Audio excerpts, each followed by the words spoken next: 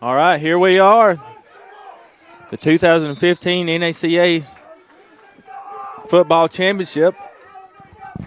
We have the Potter's House from Jacksonville, Florida, taking on the Hickory Hawks from Hickory, North Carolina. This should be a great matchup, Hoss. Oh, man. Good to be back. I was down there running the national anthem, and we got people all over the place. I had to unplug some stuff. I gave you that. Okay. It is exciting to be here. Let's see. Here we go. Here comes Potter's House on their first drive. They're going to start out on their own 46-yard line.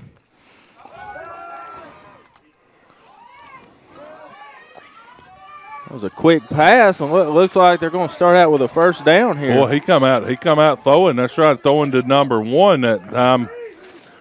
Karan Ashley.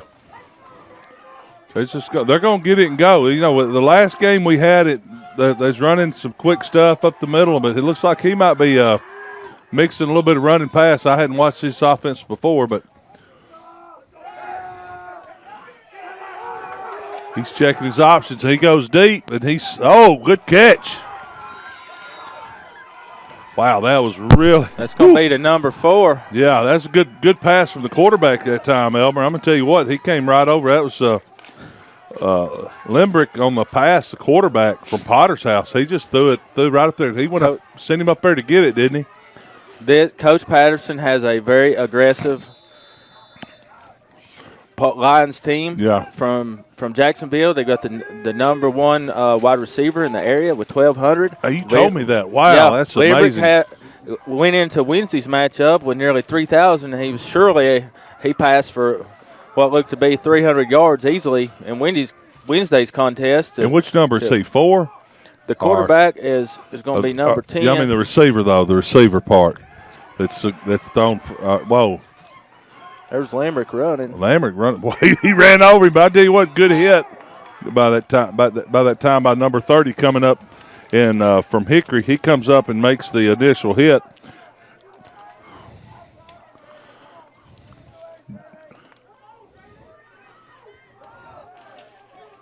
Sean Wadett, is that his name? I think I got it right. They wrote it down here. Daniel, good tackle that time. I believe that is Ashley. Right up the middle. They're just going quick right up the middle. It's a first down, and they're on the first and goal on about the 5. Now looks like the 3 or 4 yard line. Yeah, it is Karan Ashley. Karan Ashley, yeah. He is that leading receiver, but I tell you what, he went up and grabbed that one while ago, didn't we? Number 4. He just quarterback keeper, and he goes right in the end zone. Just goes to the left. Quarterback sweep, basically. And nobody was out there. They kind of hard to stop that. You're right. Coach Patterson went at it real quick.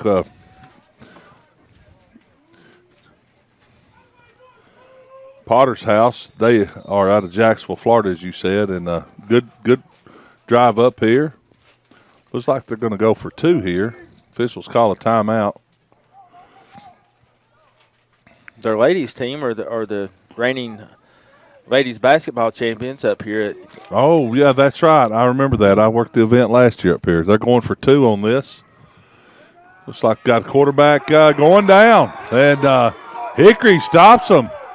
Yeah, Hickory, that big play. It may be a big play like we saw earlier. It's a similar game. They go right down the field, score. They don't get the 1-point conversion. And then the wheels came off in that last game. That's not saying it'll happen this game, but 89 does a really good job that time for Kendall Johnson. A lot of Johnsons in this game. I'm a Johnson. So you got Elmer Harris to my left. I'm Hoss Johnson. Rick Sales is over here running the scoreboard and runs everything. He made me stripe the fields yesterday. But for those of you that didn't tune in to the first game, Hoss is actually an Alabama alumni that played in the early 80s. Early 80s, yep, 82 to 86, and enjoyed it. Had a good time, and Lord blessed me to play college football for great coaches as well as great people. He was actually recruited by the Bears. It's onside kick. They went onside kick, and it's down. Oh, What a play. I'll tell you what, they went onside kick real quick. Did you see that? I mean, yes. They faked it, then backed up, and then went ahead and ran it. The defenders went up and blocked. It got to the second level. Almost went past second level and got to the third level, and I'm talking about kick return levels. And they picked it up. Really fell on it. Didn't pick it up. They just fell on it. They started Hickory. They started Wednesday's game out with an onside kick, and they were successful in that one. So well, it looked pretty good. It was good, but they're gonna get on about the 42-yard line. So when I say they're aggressive, they are, brother. You're not kidding. Look at that number 5 run. My goodness, tell you what. Wow, number 5 come through there. Jonathan Reed comes through there for the Hickory Hawks. I tell you, he come flying through there, and they caught him, saddlebacked him.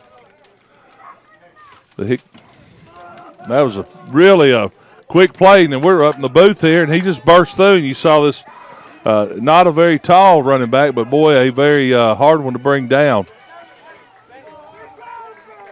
Coach Patterson with Potter's House, he's going to try to figure out how to slow that gentleman down. I tell you, that stop a play here. It's 1st and 10 on about the 46-yard line for the Hickory Hawks. They run it right up the gut this time. They got slots on both sides, and they put them in motion. They run all kind of stuff. It's almost a formation where you can go. You go to your left, your right. You got a guy up the middle. Got the quarterback. Good run that time up the middle. I think that was number 9, if I'm not mistaken. Samuel.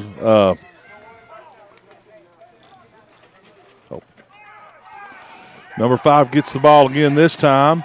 That'll be Jonathan Reed on the carry. Doesn't gain much.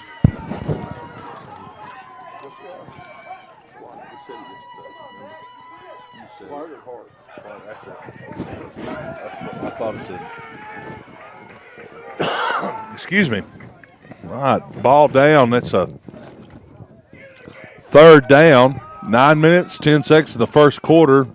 The quarterback's coming out here to run the play. That's the quarterback, Lance Cook.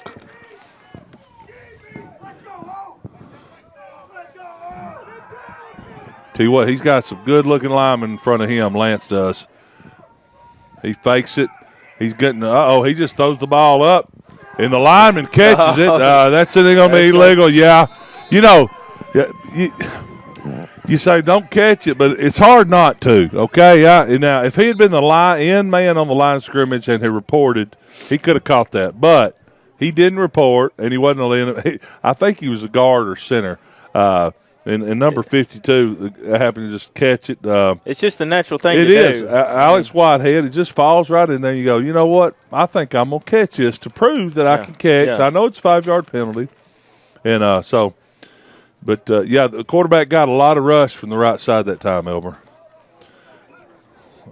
I'm not sure what Potter's House is noted for. Offensively, they look really sharp, but their defense that time came after him. It looked like a blitz almost. Safety blitz. Backing them up 5 yards for the ineligible receiver. They're aggressive, and Coach Patterson he's not bashful about it. He said basically, we do a 4-3 coverage and do some man coverage, and we do a lot of blitzing. He's essentially said we'll blitz every play if we feel like it's the right thing to do, and that's just his philosophy. Well, they're coming at him. Tim, the coach, I tell you, the coach, and he was in. I'm pretty sure it was him. He was in the punt pass kick yesterday. We had a big time with him, and the wind was blowing. And punt formation now for the Hawks. They're going to punt on 4th and down. Ball goes up, kind of a straight up kick that time by Keegan Ruark, and it's down. It looks like officials are going to vote, and they're going to say it's let's see. Wow. Oh, man. It's where it landed out of bounds. Oh, wow. Okay. There we go. They finally agree. It's going to be about on the 46, 47-yard line starting for the second possession of the game with 8:29 to go in the first quarter for the team that is all the way from Jacksonville, Florida, the Potter's House Christian Academy, coached by Tim Patterson. Today they're wearing black helmets, white shirts, and black pants, and ready to go again.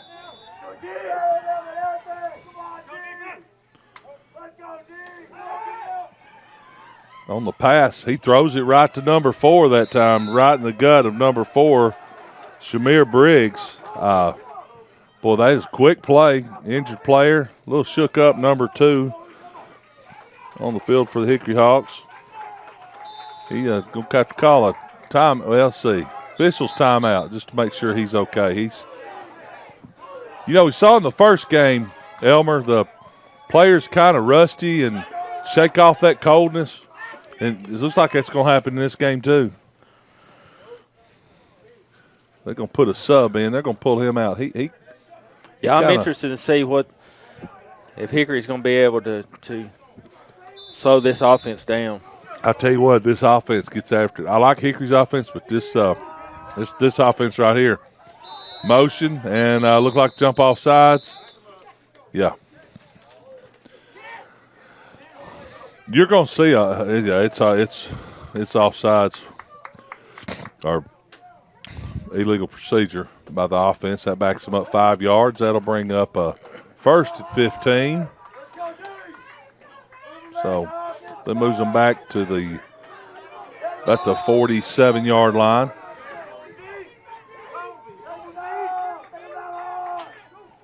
Now they're running the ball right up the gut. Good blocking that time.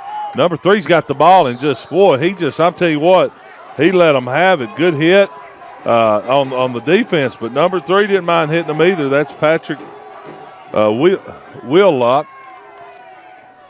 Willock's going to be their main running back. He's the main running back. I tell you, I see why now, because he didn't mind getting hit or laying the hit. If he finds some daylight, he's very dangerous if he gets in that secondary.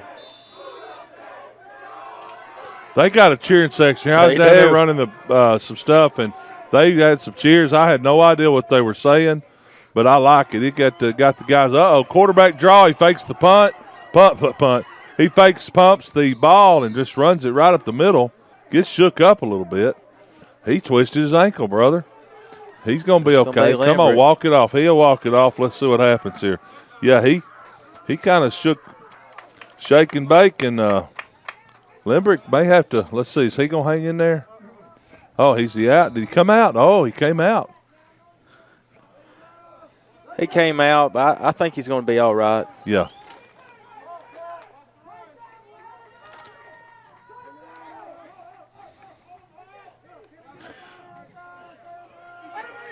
They just basically that's similar. They put number 8 in the game at quarter. Was that number 8 or 9? Who was that? Let's see. So it's number 8. He's going over. Number 8? Okay. No, it's hard to. I'm sorry, House. It's me too. One of the jerseys is not pulled down, and I can't tell. Now he's back in the game. 10's back in the game. I think he went out and he decided it's time for. Let's see. Nope. No, it's going to be number 9. It's going to be taking. It's going to be number 9. Sorry about that. The Contante Zellers. He throws it up. He's a jump pass, jump catch, and let's see if he lands with it. Oh boy, it was out of bounds. He caught it though, I believe. Yeah, he caught it. Good catch. Just caught it out of bounds. Just call it alley-oop. You just throw it up there, and big tall guys. We've had a lot of tall receivers the last 2 games. We sure have. Potter's House just has so many weapons. Wow, they do. They just do. And then the quarter with the same pass, same play. And, he caught that one. Let's see, he gets that. Boy, double clutch catch. It goes up. The defender knocks it out of his hands. He re-catches the ball. You can't stop that, Elmer. That's hard to stop right there. That's to Ashley. Hang on. See you, Brother Joe. Thanks. Sorry about that, folks. Brother Joe is leaving the house. He honked the horn in the last game, and he's a great guy. He's one of the bus drivers from Lancaster come and tell me about it, so I had to wave. So great pass that time and catch. Really underthrew just a little bit, but the receiver went up and got it. So you talking about a weapon. That's a weapon right there. can see how he's the leading receiver in the Jacksonville area. I can definitely see that. They're just toss sweeping outside to get the 2 points. He reverses field, and it looks like he's going to make it into the corner end zone where it's a little bit wet. I know about the wetness over there from Ricky and I. That's Willock reversing field, getting 2-point conversion, and regaining the point back they lost earlier for the missed kick. So now that brings up 6:52 to go here in the championship game in the first quarter, and Hickory Hawks are behind. They are 0 in Potter's House from Jacksonville, Florida, 14. Just like that, too. Just like that. I mean, it was, Hickory looked like they could do some stuff, and but again, they're going to have to. The game before, the running was big. Hickory, they're going to have to start throwing some too. Now they're not in the onside kick, so more of a mortar kick. It goes up. The secondary gets it. Get a good run back. Gets it down about the 36, 38-yard line.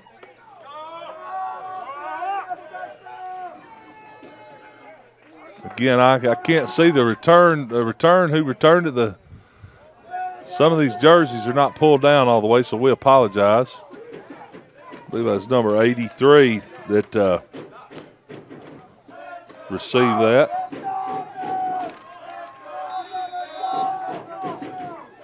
And here we go with first down from 10 for the 38 for the Hickory Hawks. Toss to number 5. And number 5 did the same first play a while ago. Jonathan Reed looked like he's fixing to get some yardage and then just tripped up. Just a shoestring tackle there that kind of. Tell you what, hey, if he gets loose, so I don't know if they'll catch him. He's got a burst about him. I know the lineman ain't gonna catch him. They just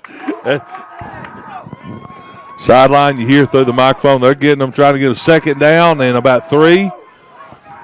Toss to number 2. He gets outside. Oh, number 3, excuse me. He almost gets loose that time. That's Derek Sheely. He almost gets loose. Quarterback comes over and finds out what's going on. Lance Cook trying to get his game plan from coach and see what he can do. Jim O'Rourke, the coach. Yeah, Coach Ruark, I talked to him a little bit before the game, and doesn't take long to see. He knows what it's all about. He has his priorities in order. He is. He's out here with his kids with punt, pass, kick yesterday. I said his name wrong. I said Tim, and mix up the backfield, but that's good.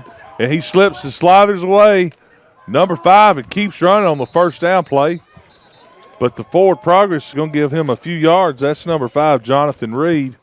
But, yeah, I tell you, Coach Jim is I enjoyed his players were hooting and hollering with him, and he got in the punt, pass, and kick, had a good time.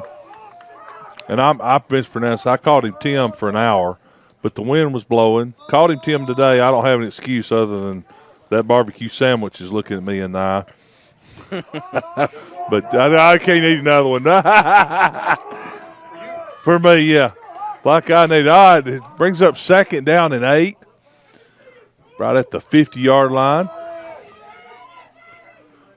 Motion, number 5's got it. He's running it again. He's loose. Oh, it looks like a face mask. They're throwing that flag in from a distance. Jonathan Reed. That face mask you could see. I mean, he's just got a injured player. He's got his right leg drawn up. He's hip or knee or ankle or hopefully he's okay. But that's going to be a face mask. I think that might be the full-blown face mask too. I don't think it's going to be they're going to march it off and yep. Looks like that may be Travis Durham out there that's shaking up on the play. Yeah. We appreciate y'all watching this NACA series and here in Fort Bluff, Dayton, Tennessee. Fort Bluff is a Christian camp up here in the mountains of Dayton, Tennessee. Beautiful site. We've got a crew of people working here from all over, from North Carolina, from Alabama, Tennessee, Georgia, Louisiana. So more than that, Kentucky, Ohio. I've met several people up here. We come here because we love it. Great people, and sporting events. When how big sports is to kids, and what a difference it makes. And we appreciate Fort Bluff hosting this. The NACA. Right up the gut. Boy, they went right up the gut, just turns around, hands it off to the fullback, number 8, and they try to see if Jonathan Knox could make something right off the – we used to run that. It's called Quick 20. It was a real quick hit and play. You get just a slither of a block, and the defensive guys are not expecting it. Just turn around. Turn around. Is it turn around, hand off? And I've seen that go for 10 yards up to 80 yards. I love that play because your block doesn't have to be that long. Some of those blocks they asked me to hold. Block. Did I say the word hold? I never held. Well, at least I did 3 times. They said I did. That's it. So, good play. He got hit up in there, but he just bounced to the middle. That was number 3, I believe, wasn't it? Was that Derek Shealy? I believe it was. This is a good drive, really, here for the Hawks. I'm telling you, they needed this. Running the clock, you getting the defense tired. It brings up 3rd and about 6 with 3:42 to go in the first quarter. Lineman stopped another lineman for going out. He said, hey, you go. That's pretty good. He grabbed me and said, hey, you don't come out of the game. Pushed him back in the game. I knew saw that. So here's a big 3rd down play here, 3rd and 6. They're tossing it. They're going to see if they can get look, him out there. Jonathan Reed, they tried that play earlier, had gained them a lot of yardage, thinking they were in a base front. And basically they thought, hey, we're going to pass. It's a safe front because they're not going to blitz anybody and catch you off guard. But now they're in a 4th down situation, lost yardage. So it's a 4th and a 9+ for the Hickory Hawks. It's going to be interesting to see what the Coach Jim Rourke calls right here. You think it's a pass or run, Elmer? What do you think? It's got to be a pass. Yeah, it's got to be. He's going to get some out, and then he just leans back, throws it up, and it is, brother, and he scores on – no, it's interception, excuse me. I thought the other – whoa. Little short, and the defensive back intercepts it. That is number 1 on the interception. It's going to be Ashley. Is it Ashley? Yep. It goes up and grabs it. Karan Ashley goes up to 6'3", defensive back, wide receiver, everything else. He has good hands now. He does. No doubt. He got Potter's House takes over. They take over the 1st and 10. What's that? Yeah. Oh, yeah. A starting quarterback is back. Yes, sir. Thanks, Ricky. He's back in the game. That's good news for Potter's House. But they just tossed it. Uh-oh, little reverse field up. He gets caught up in the laundry. He gained much. Flag on the play.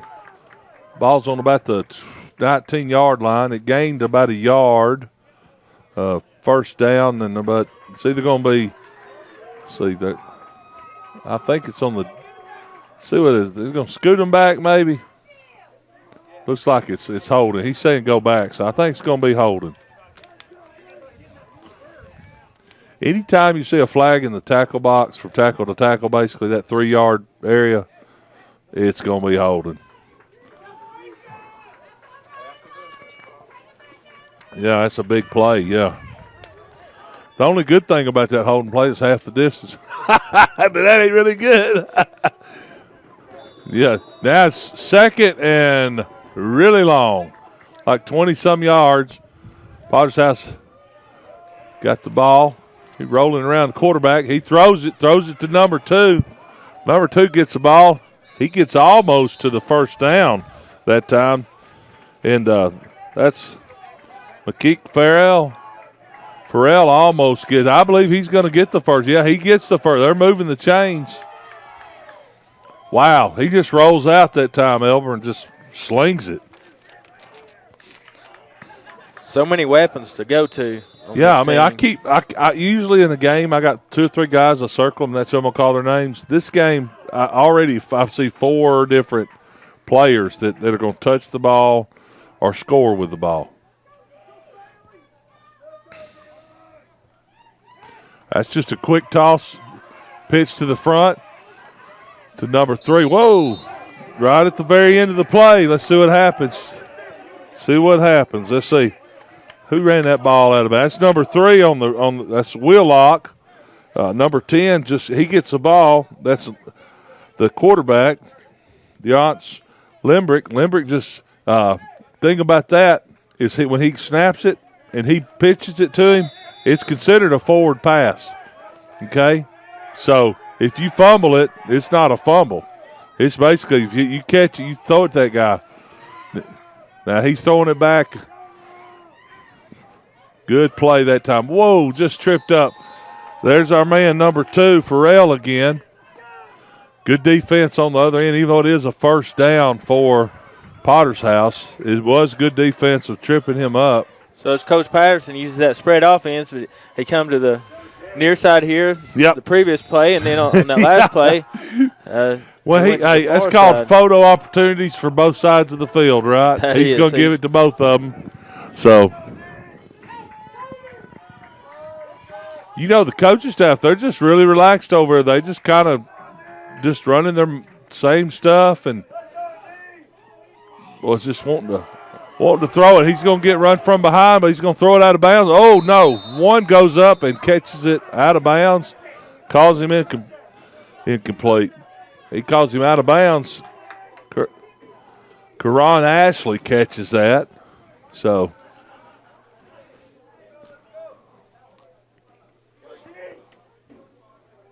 .103 in the first quarter here at Fort Bluff at the NACA championship game. After this game, there'll be awards given out to the championship team. Second down. He's got plenty of time. Boy, the line is blocking great. He can run that ball or throw it, but he's going to run it now. Good blocking downfield. Number 10 takes off. He steps out of bounds. Right here, 10 just takes it. Limbrick, he takes it on down the field. I tell you right now, Elmer, Hickory just doesn't have an answer to stop. They're pass blocking good. The Potter's House just pass blocking, giving him time.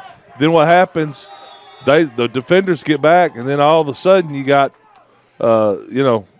him running the ball and gaining the yardage. It's really a tough situation to be in because they're on the move. They're on the 38-yard line, heading towards their end zone. When they get moving, it doesn't take them long. It doesn't, brother. Lambert back to pass. He throws it. It's complete. Number 4 gets the ball. He gets hit, and he is gone. Touchdown. He just throws it right over him. Good hit. They come up to hit him. Don't wrap up, and that's what happens. You throw it to number 4. You throw it to any of these guys. That time, you talk about weapons, that was Bridges. So that brings up another touchdown. That's the third touchdown of this quarter with 38 seconds to go. The third touchdown of the quarter. They can just strike so fast. Man,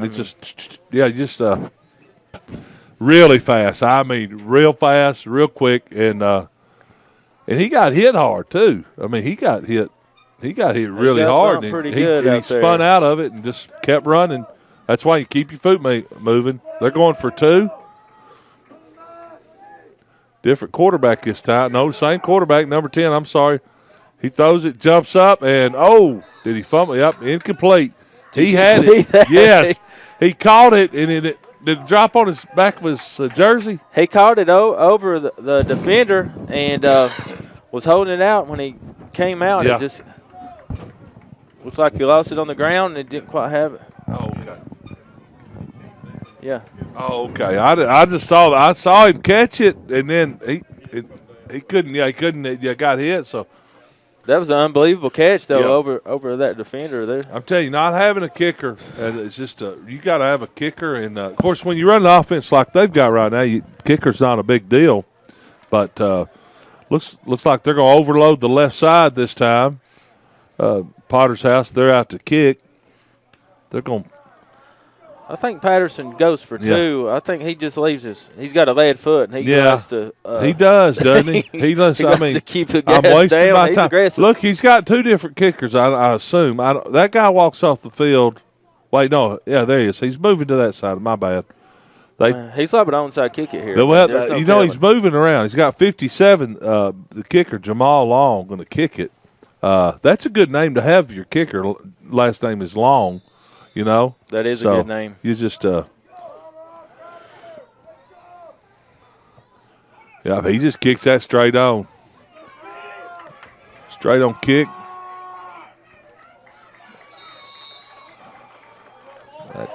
And then that Hickory Hawks take over, number 5 on the return. That time, Jonathan Reed. And 31 seconds to go in the first quarter. Hickory, who looked like was able to get that running game, starting to get it established a little bit, and their last drive kind of stalled out, and it stalled big time. I'm telling you, you got like you said, you made a great point. A lot of weapons out there, and just he's got opportunity on every corner basically. I'll just throw it over here. So 1st and 10 from the 30-yard line for Hickory Hawks. Toss to number 5. That's Reed on the carry at right tackle. He's met by a host of Potter House players. They brought some up. He still gains a couple of yards. That's not bad, but it's going to take some big plays for them to get back in this game. Down 20-0 with 10 seconds and rolling here in the first quarter. This is probably the last play, if not the last play of the half. The clock doesn't stop, and they roll it right up the gut. Last play of the quarter. That was number 8 coming right up the Janarian Knox right up the middle and gains enough yardage to get them about the midfield or midway bring up 3rd and 5, and we're going to switch sides. 20-0. Potter's House is ahead right now of the Hickory Hawks. We're going to switch sides of the field and start the second quarter. This will be a good chance to roll some of our sponsors. Yes, sir.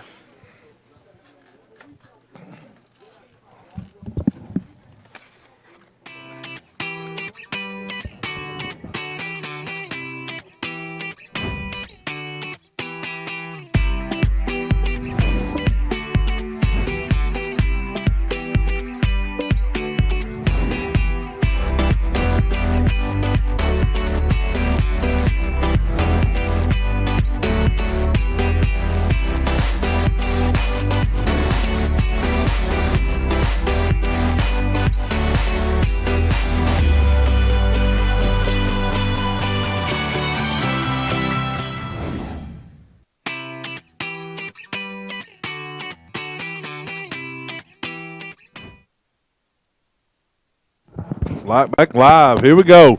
Right up the gut, 3rd down. They're going to try to get some yardage out of that. Just not pass the ball. Number 7 runs the ball for Hickory. That's going to bring up 4th down. They're going to punt. Number 7, Keegan Ruark. He tried getting something.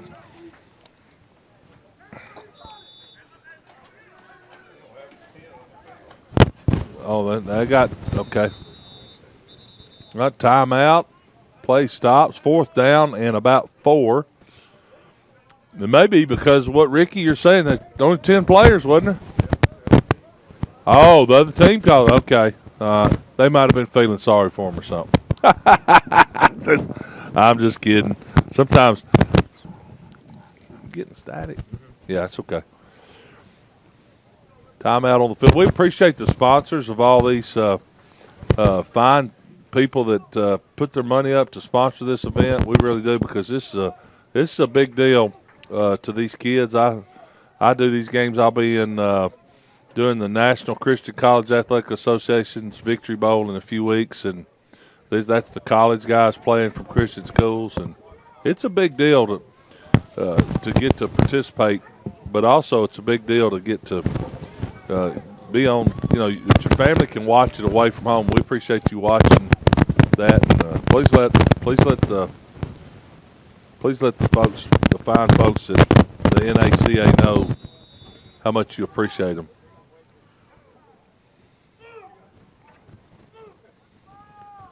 They're calling a play from the sidelines, and then it's a punt, but they're just good punt. Boy, really good punt. See what they happens. He's going to pick it up and run with it. Well, he ran with it too, got met. Down at the 20-yard line, maybe that'll put a little spark in the Hickory Hawks because they're going to need something. Down 20-0 with 11:18 go in the second quarter. We saw in that last game it didn't take much. It don't take but a spark. You're exactly right. But it was all kicking mistakes, and that can also be the same thing where it's not kicking mistakes. It's kicking plus. It's like they just got a really good kick, good tackle, field position. Field position's vital. I've seen field position change a lot of football games, not because of the offense or defense, but because of the kicking game. Got a little static coming in. Man, I know, man. My headset. I don't know if that's.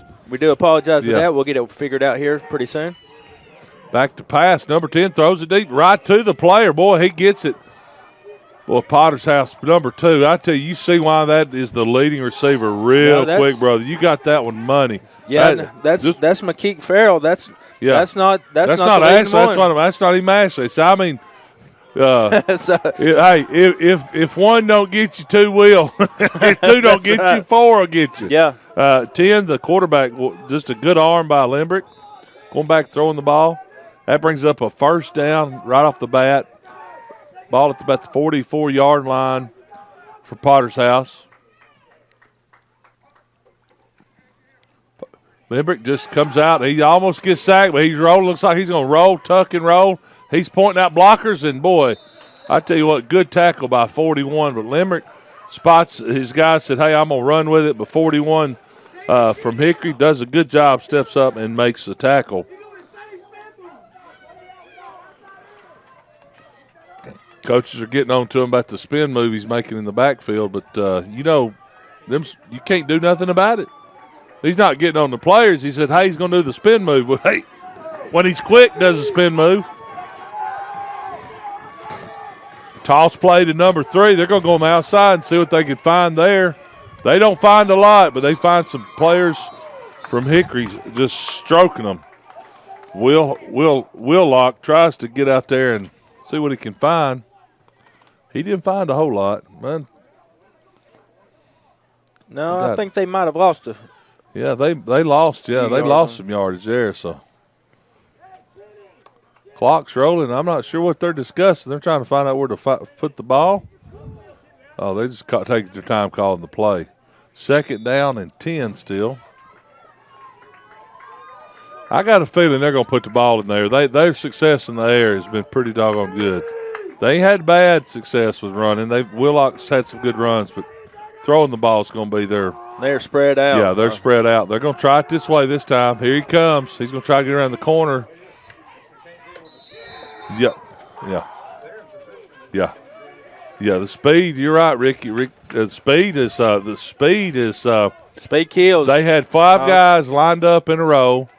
And he still gains about, 6, 7, almost 8 yards on that play. Just tosses it out there.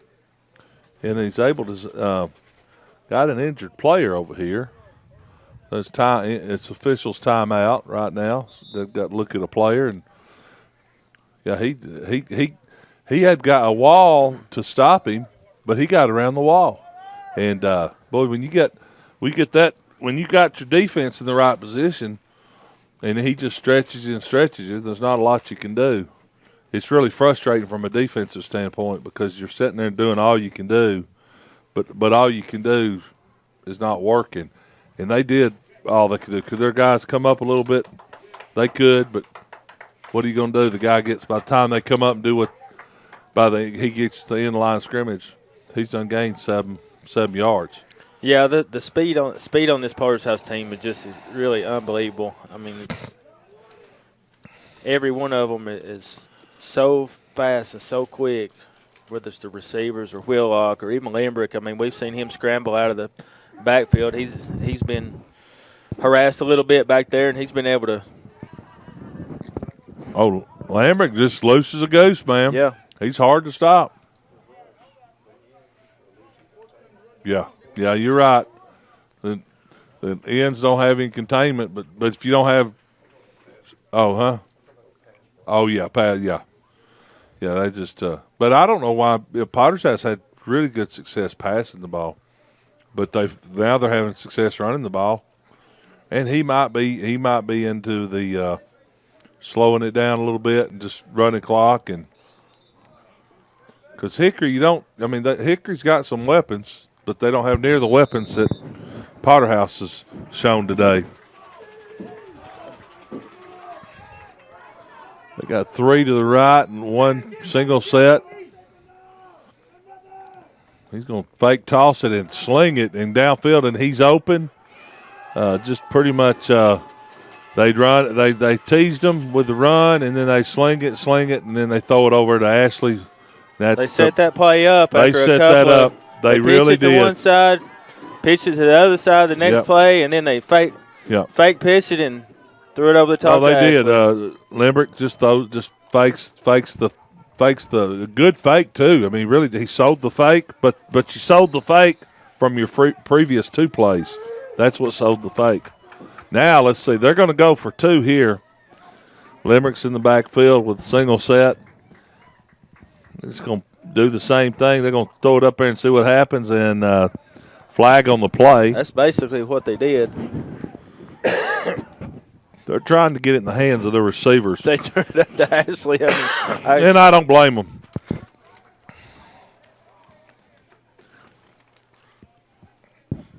The offensive line's done a good job of blocking, and then when it does break down, you got a quarterback back there that can get loose, and that makes a huge difference. Anytime you got a quarterback, Lambert can cut loose.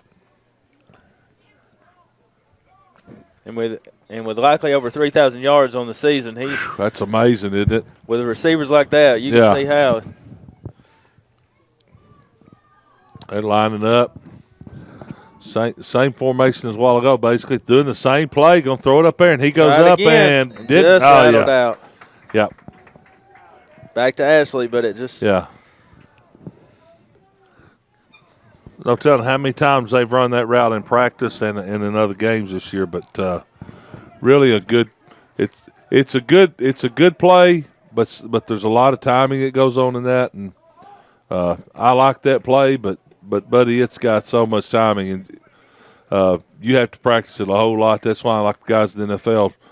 Of course, the talent levels, you could throw that up there and get a lot out of it, but there's a whole lot of stuff that has to happen, and those guys are together year-round. 9:42 to go here in the second quarter. Potter's House 26 and the Hickory Hawks 0. Hickory Hawks have not found an answer to stop the receivers, as you said, Elmer. It's going to take a big comeback to slow these guys down.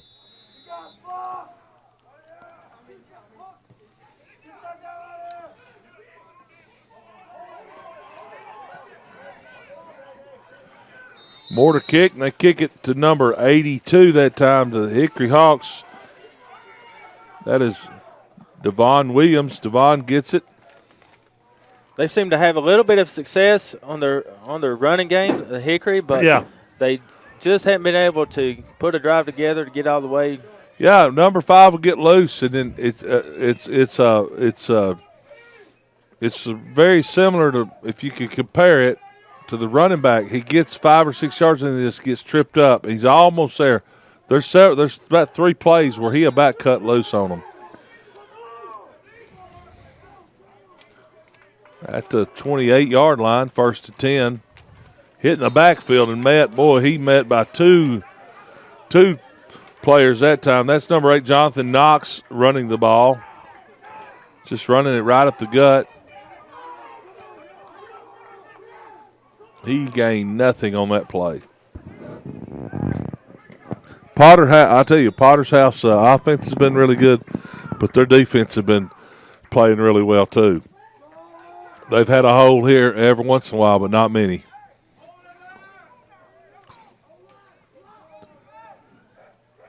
got six guys on the line of scrimmage. They're just basically saying, hey, you're going to have to throw the ball on us.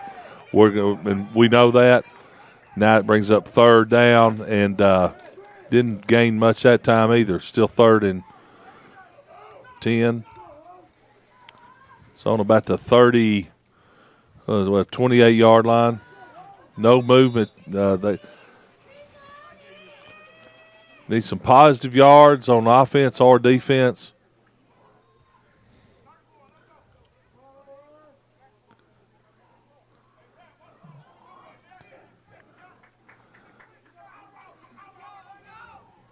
Again, they got 6 men on the line of scrimmage.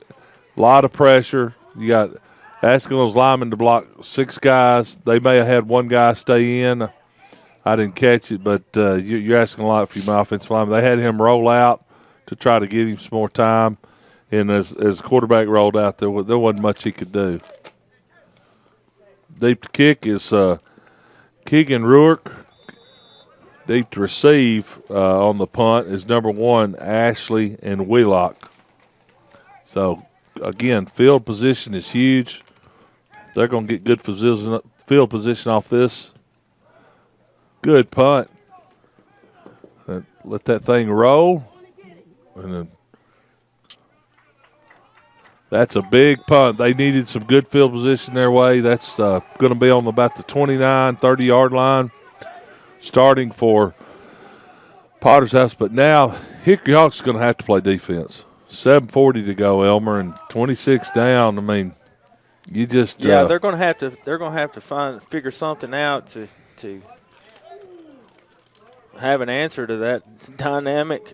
I mean, the offensive linemen for Potter's House are not monsters. No, they're not. They're just blocking enough to give him to throw it deep, you know. There's so much speed on that team, it's just unbelievable. Yeah.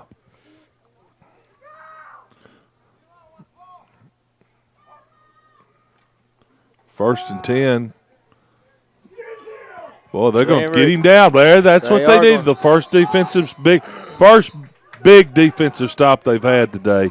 And I'm sorry I didn't get who made that tackle, but that's really, really, really what they needed as Limbrick went down on the sack. Holding, let's see, they got holding decline. Good call. Don't decline it. It's already they've already backed them up about 10 or 11 yards on the sack. That's going to bring up 2nd down and wow, keep going. Randy's moving. You notice Randy's moved his hat. I have. Let's zoom in on Randy over there. He's working hard and he has. Yeah, he's 2nd down and 20. Let's see what Potter's House comes up. They're under center this time. He's coming back. He's rolling out Limbrick, and he's again under pressure. Under pressure. A lot of it, and wide open is number 4.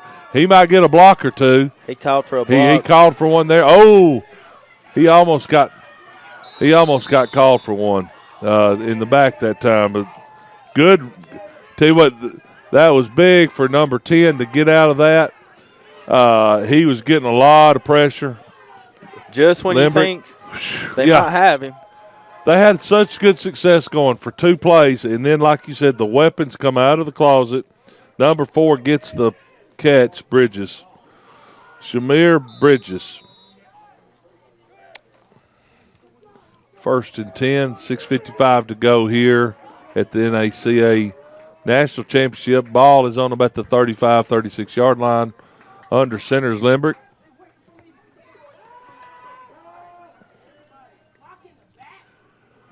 Oh, Limbrick throws it to number 3, and ball goes up there. Wheelock. A unique pass technique he has, but it got out there. Coach is giving him instructions. I enjoyed some of the coaches this morning at Chapel coming up talking to me and stuff, and some of the coaches from Jacksonville. One of the coaches, he played at Alabama State and went on and played in the NFL. So talking about how these kids, and he's coaching them, and I really appreciate these coaches and the involvement they are in these kids' lives. 2nd down and 10. Under center. Right off the gut. He hands it right off the gut. He gives it to Wheelock. Wheelock goes right Reluctant speed kicks in, and he jukes a few and steps out of bounds right before the goal line. Let's see where they're going to spot him at. I believe they're going to be at the 10-yard line. Yep, 10-yard line. Willock on a look like a draw play right up the gut. Willock goes out to the right with it.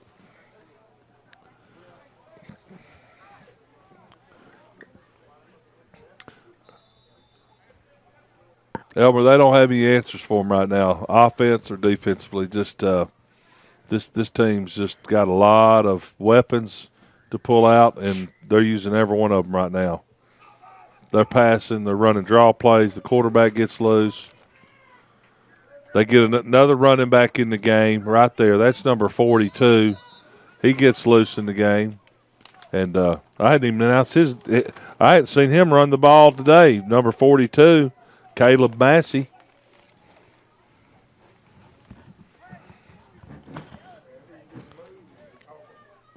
Yeah. You know what's amazing? Okay, we'll talk about that. Again, Caleb Massey on the run.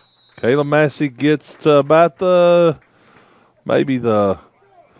like he's 5-yard line. Is that what I'm saying, maybe?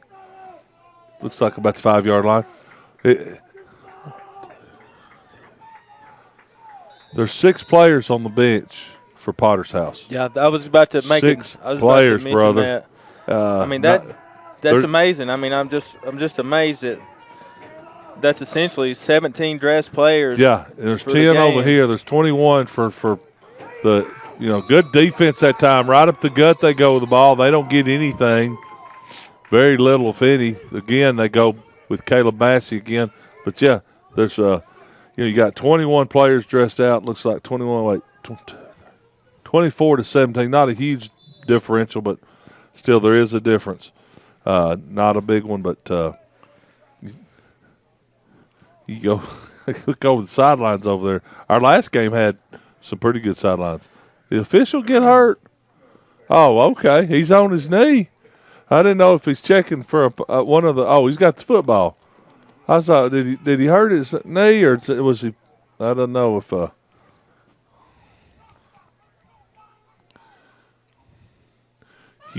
First down, boy, that's big. On first and goal at about the 2-yard line, 1-yard line. That's big. They could pretty much run anything they want to power play wise. Oh, it's a foot. It's 1 foot, isn't it? It's actually, it's maybe 1 foot. Officials have a hard time. If they ever get hit in any public facility and they wearing that stuff, they need a whole lot of people to help them sometimes. I feel sorry for them. Sometimes great people, but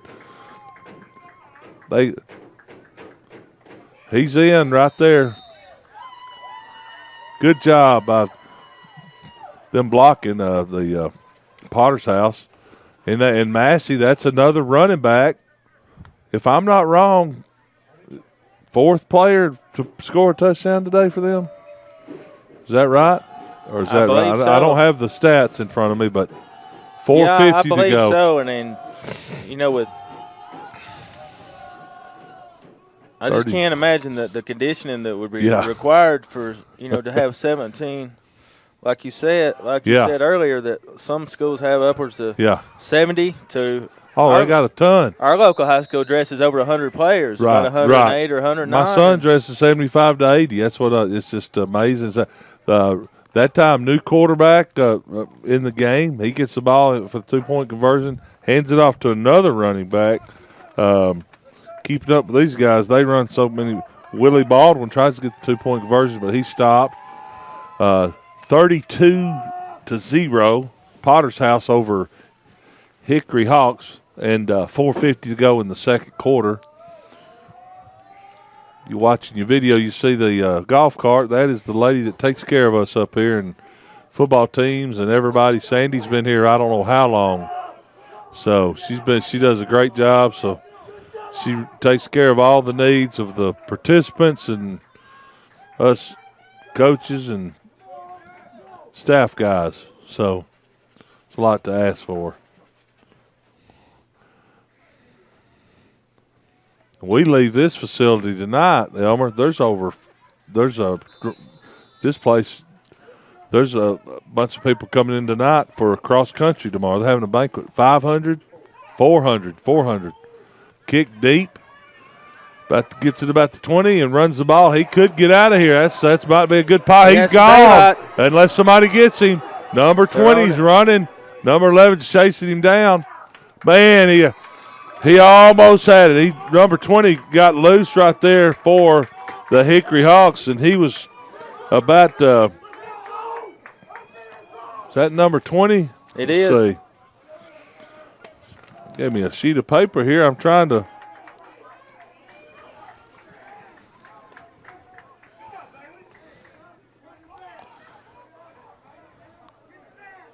I don't have his jersey number. I think his number might have been changed on it. Might have been changed, but I would get a name. If I had one, I'd give it to you, but I'm showing the one name marked out. It's not Ethan Watts, and so I may be somebody else. I'll see what I get. There's not a. Could be Bailey Hafner. Yeah. It may be Bailey. Yeah. Either way, that was a great return. It was a good return by number 20. It really was. I thought he's going to make it, but he when he went cross field, the number 11 from Potter's House running down. So. And hey, as upside down as this game seems to be for Hickory, in all reality, there's a lot of football left to play. There is. I mean, you got if they score here again. That's with 4 minutes and 34 seconds. So they score here in the next couple of minutes. Go kick the ball to them and make a defensive stance. Stop and keep Potter's House out of the end zone and go in 32-7 at halftime. They'll be about 4 touchdowns. So try to be, it's just that's what you want. But at this point in time, hey, Potter's House has got a lot of weapons, and right now Hickory doesn't have a whole lot of answers to it. It's just. When you face that as a player, and I've been there, there's not a lot you can do, Elmer. You just play hard, and that's exactly right, Rick. You play hard, and you just that's all you can ask your guys to do. And I know we played Penn State one year, and I'm doing everything I knew what to do, but their defense knew exactly what we were doing, had an answer. They beat us 20-6. We couldn't do nothing. It was I wasn't used to losing by that many points. That's not a lot, but it was enough where I didn't like it. So here we go. First down from a kickoff return, 4:34 to go in the second quarter. Hopefully Hickory can get in the end zone.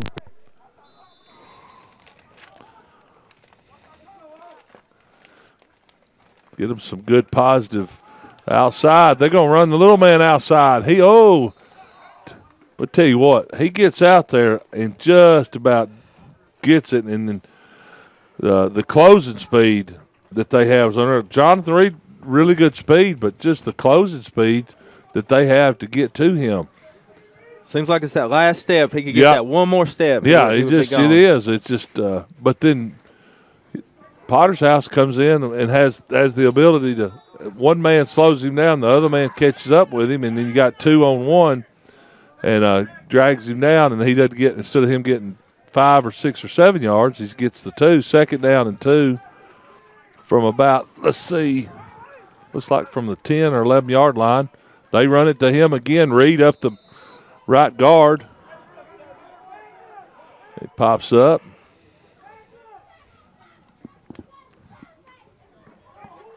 It's on the 8-yard line now. It's 3rd and 6. 3:27 and running. Be interesting to see if they pass here. It's going to be a big down for the Hawks. It's a big down right here. Got to get some positive yards out of this play. Well, they give it to the big boy. Boy, he just plows over, and let's see how many yards he gets. It's going to be close. It's going to be real close. He got 5 yards. It's 4th down and 1 probably. I think they gave it to big number 9, didn't they? They did. Schweinhart. I think I'm saying that right. If I'm not, I apologize. But Schweinhart. That's it, Schweinhart. Swayhart right up the gut, and it's 4th and a little bit. 2:39 and rolling. Swayhart in the backfield. Lance Cook under center. Lance, oh, boy. Oh, man. Miscommunications in the backfield. And Lance could not get the first down for him. Backed him up about a yard. So that turns the ball over to Potter's house. But I'm telling you what, it really good chance for Swayhart to get that. I mean, he ran. I can only left. imagine that's who was. It had to be because it looked like Swayhart went left, Cook went right, and just a miscommunications. And Cook turned around there, and there just wasn't anybody. There wasn't anybody there. So. Is he back? The Hawk. The Hawk is back. The Hawk's back. Let's see. That's guys. That's just let's see what he does. The Hawk's in the house. So friends, if you weren't tuned in to the first broadcast today, there was another team, the Tennessee Christian Prep Hawks, was in the consolation game. They were playing Lancaster from Sparta, Tennessee, and Tennessee Christian got off to a rocky start, but there was a hawk that was actually flying over the field here, a big old hawk. And it brought them some luck. It does something, man. It brought them something because a little pass play that time by Potter's house, and he just dumps it and incomplete. 220, and they're right at about the 5-yard line. So that's a big old wasp there. He's trying to get in the booth with us here. He must smell the rest of my to-go box. He can hang that one up. I got her closed, honey. You just go on to the house. Here we go. 2nd down and 10. They're trying to bark it out, and the quarterback keeps it. Had him in the backfield for a second there. Uh-oh. He got loose. Whoa. They down him with about 3 yards. So they're going to get him down on about the 2-yard line. It's going to bring about 3rd down and about 11. They loss of 1 on the play, 1 or 2. So 1:57 to go. Now, if I am the Hickory Hawks, what I'm doing right here, I'm gonna make sure that clock, that clock is they stop up here. I'm gonna use it. I think they got 2 timeouts left here in the second quarter. He fakes it. He throws it. He just throws it up in there, and then. Oh, what a catch. He caught it out of bounds, though. So he bounced it, but when he went out of bounds, had he caught it, he stepped out of bounds to step back in bounds to get it. It would have been illegal, too. I'm pretty sure about that. So 4th down and going to punt situation out of your own end zone. It's going to give a really good field position. Excuse me. It's going to give good field position to the Hickory Hawks. Number 5 deep is Reed, and he's going to see what he can do. I believe that's the first time we've seen their Potter's House punting unit on the field. It is. It really is. You do not like to be in these situations where on offense. It's a rough situation to be in, trying to come out of there, and you got to make sure the snap, and it's fake. Oh, my goodness. And he fakes it, and he gets loose, and they had him, and he gets the first down. I hadn't seen that, but I could imagine if you're winning 32 points to do that, but I can't believe it.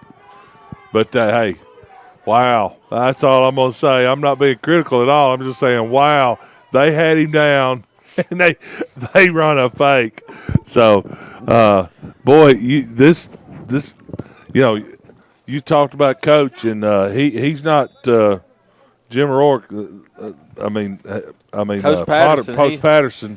Excuse me. Aggressive. Coach Patterson. I don't think he liked the idea of having to punt that ball. That's just not. Wow. Not really. He's not much on the punt. He don't like kicking, man. No. So you can take back the first time they punted today. He's gonna throw it again. He's up there, and he got number 2. Shaking and baking. Here we go. And a good Number block 4, by Ashley. Good block. And just all the way downfield. 58 seconds to go. And that's a lot of time for that Potter's House offense. A lot of offense. Potter's House. That is a lot of time. That's like 7 minutes for some offenses. I'm exaggerating, but they don't need a lot of time. You see, they were just on the 2-yard line, faked it, and didn't punt. Got the first down. Then their next play after that is going deep, and now it's first down on about the 15-yard line. He throws it out, and it's incomplete.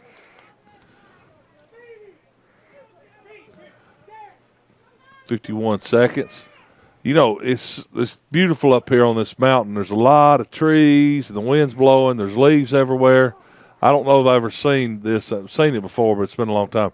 They had a big industrial blower blowing the field off today to get the leaves off of it.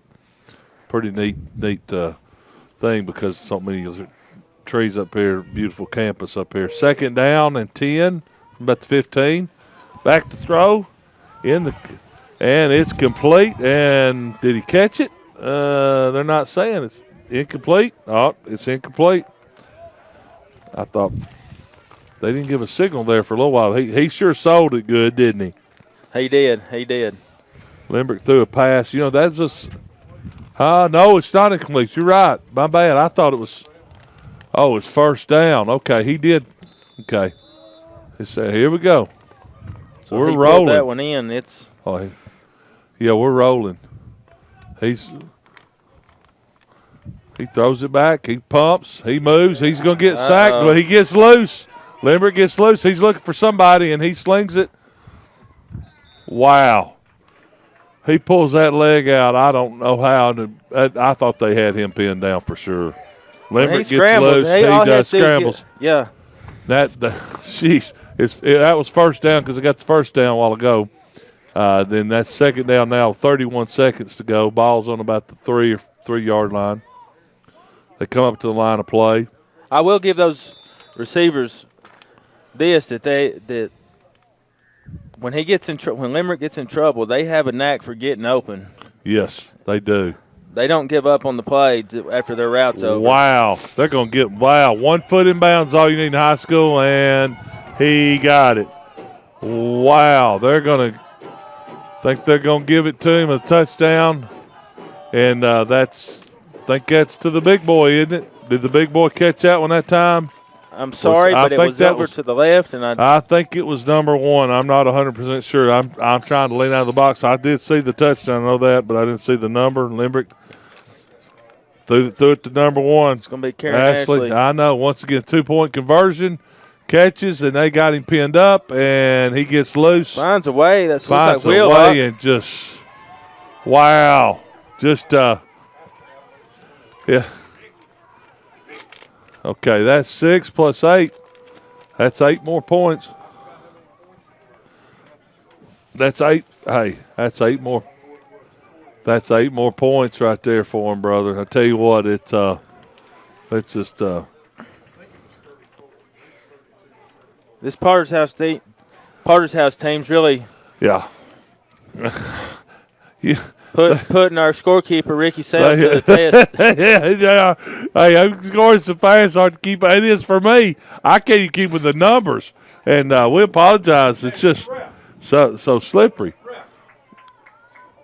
I tell you another thing, Elmer. Hey, it's just boom, boom. It's just click, click. They're going, and it's so you they said put a sign up. Put a sign up.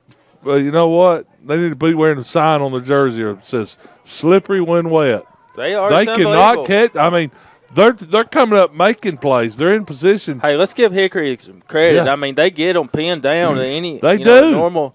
They had them pinned down here and stopped them, and they got away on them. I mean, and here we go. We're gonna see what happens here. Number 57 back.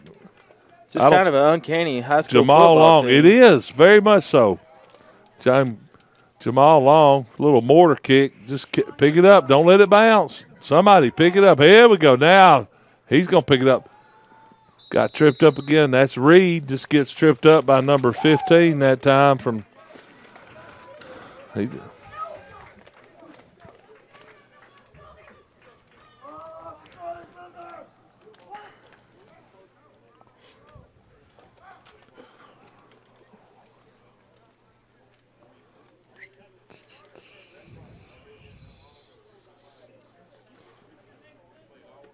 not a lot you can say other than just Potter. You know, so Potter's House is it's just that they're definitely scoring fun to watch. They are fun to watch, but they're running the ball. They're all right. Reed, toss back to Reed. Reed, oh, he gets hit. Good defense that time. By Potter's House. They come up and just hit. Good run by number 5, but number 11 just came up with a good hit that time along with some other players, and that's going to run out the clock here to halftime. And at halftime, we got Potter's House. They are ahead 40-0 over the Hickory Hawks here at the NACA Championship football game here at Fort Bluff in Dayton, Tennessee. We appreciate y'all watching and being with us today. It's a great day. It's a beautiful day, and that's right. We got a offense that is past explosive. I don't know what to call it, Elmer, but I'm going to tell you what. I tell you what, they have more weapons. I mean, they just and then they put a guy in to run the. Hey, they give the coach credit. He don't have a big sideline, and then he puts in this guy to play 2-point conversion. This guy scored a touchdown. This guy scores. Everybody's part. I mean, there's not a whole lot of them can complain about not touching the football. About everybody. Only the punter. And then he had to and then he had to throw a pass off of it, so he didn't get to punt. And then the only person that hadn't touched the football is the guards and the tackles. Everybody else has seen the ball. If I played guard or tackle, I'd be mad. The centers touches it every play. So, but some really good football for Potter's House. Hickory Hawks just don't have an answer right now, and they're doing the best they can. They're just this speed kills. So hey, once again, we thank everybody for tuning in. We're going to show some love to some of our sponsors. There's some great schools to go to, including Pensacola Christian College, Bryan College that's located here in Dayton, also Bob Jones University, 323 Apparel. You can find them at 323sports.com. They will outfit your entire team with some of the best looking gear, from completely branded for whatever your sport is. Go to 323 Sports. They will take care of you. We have a new sponsor as well called Campus U. These guys have essentially recruiting software. They're in the business of marketing your player, your athlete to recruit to go to the next level. Please check them out. They recruit for all sports. They help your recruiting efforts with custom software and also a marketing team that will help get your player out there. We're going to roll some of these sponsors, and you'll be able to see their web addresses and check in with them. And we appreciate them, man. They're big help. I'm telling you, we benefit anything to benefit kids. Also, last but not least, would be Score International. That's the one I didn't mention. Yeah, well, that's okay. Score is who I work for, Elmer, and talked about it earlier. It's just SCORE stands for Serving Christ Our Redeemer Enterprises, and we just go out and we do football mission trips, baseball, volleyball. We do a lot of sports. We do church plants. We do medical missions. We put clean water. We've got a host of different things. 150-plus people involved in SCORE now. I just got back from the Dominican, as I was telling you earlier, and it's a great ministry to belong to for me from SCORE. I do the football part, and I can take football, men or women. You say women. I said, yeah, they play flag football in Israel and Brazil. The girls do play, so need some women coaches possibly. But I do a lot. 99% of my stuff's men. I go out and do the men's ministry. And I'm up and say what age groups. I do the little kids all the way up to I got a 57-year-old linebacker in Tel Aviv, in Israel. So Israel, Panama. I go to Israel. Go to Panama, Costa Rica, the Dominican Republic, Turkey, Italy, Brazil. Hoping to go to Japan in the future and some other places. Like I said, I just got back from the Dominican Republic, but it's a great ministry for high school coaches, players, and administrators can go, athletic directors, anybody can go. But we do sports and say, what do you do? Well, you go do sport at night or during the day, do the camps. Football officials, if you're a football official, high school, college, professional, any level. Anybody that's involved with football, if you do turf maintenance, you can go. If you do what you're doing, video stuff or anything, they were trying to promote football in those countries. So everybody says to me, it's not just football. It's the whole gamut of football. It's a powerful ministry. It is powerful because you can reach a lot of people because when you walk in there, they want to hear what you have to say about your sport or about what's going to make their sport better. But on top of that, you get to present the gospel of Jesus Christ, and that's what it's all about. When it's all said and done, that's what SCORE's all about. And I love serving with them, and I have a great time and blessed to have the job I do. And that organization is out of Chattanooga. Yes. And I'm confident they have people out around the world right now. Right, they do. Now. I mean, we just left close to 20 missionaries when I left the ground in Dominican. We got I may have the number not just right, but we got a lot of people on the ground from the United States, but also we got United States missionaries in those fields, but we also got people that are from in country that are missionaries with us too. And that's what you want. You want the people that live in that country running their stuff, but we go teach them and get them started or do whatever we need to do. And the praise is not about us or SCORE. Our praise is, like I said, it's reflected on what God has done in our lives and what we can do. But we got them all over, trying to grow more. I'm recruiting guys to go with me on trips. I'm recruiting guys to be coaches, but I'm also recruiting guys to stay in those countries for internships that are young guys that are college, 20 to 30, any age, that can live there for a few months, help coach football.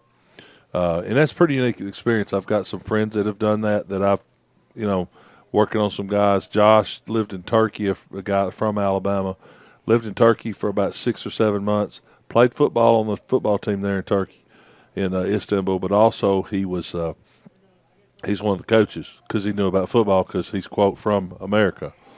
So, and it didn't hurt that he was from Alabama. That helped too. So anyway, sorry about that. I didn't mean to give you a long explanation about SCORE, but that's what I do, and I love it, and I'm blessed to be doing it. And they can find out more about SCORE International by going to scoreintl.org. Is that right? That's it. Yeah, go to and if you forget that, just go to SCORE International. Just make sure you go to the right one. It's about serving mission trips, and our logo is basically short-term missions, long-term effects. I'm going to show that. Okay. Their sponsor, their logo, and our other sponsors, event sponsor logos right here. Please support our sponsors. We love them and appreciate them very much.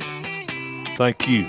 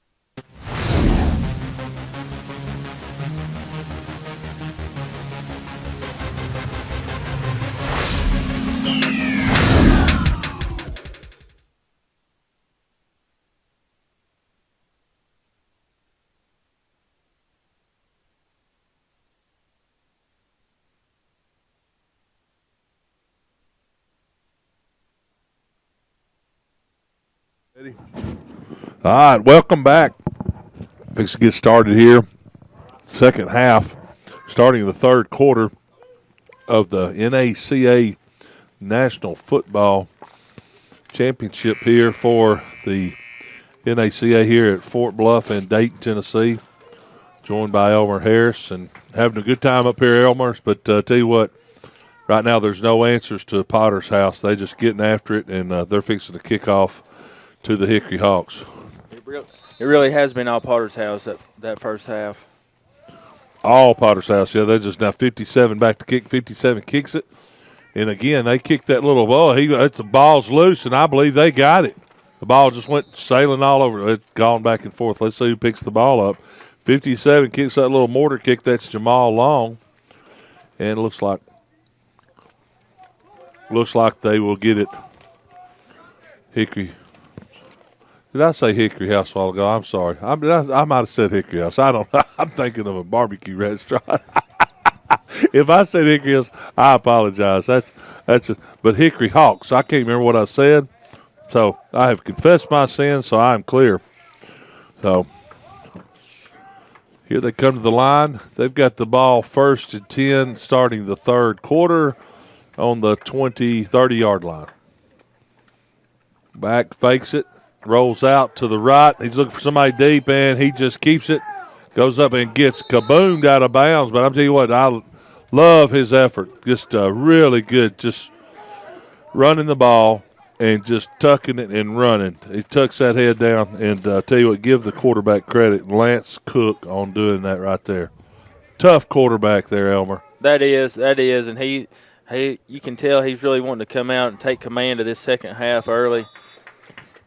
You know, he's trying to get some guys open, look for down the field. And we've got Power Eye in the backfield. Tall sweep. Good running that time. Boy, just solid running that time by number 8. Janarian Knox, he was running hard that time. So, yeah, they're trying to find something that when you're down 40-0, you got to find something positive, and they've started the positive and going down the field. They got first.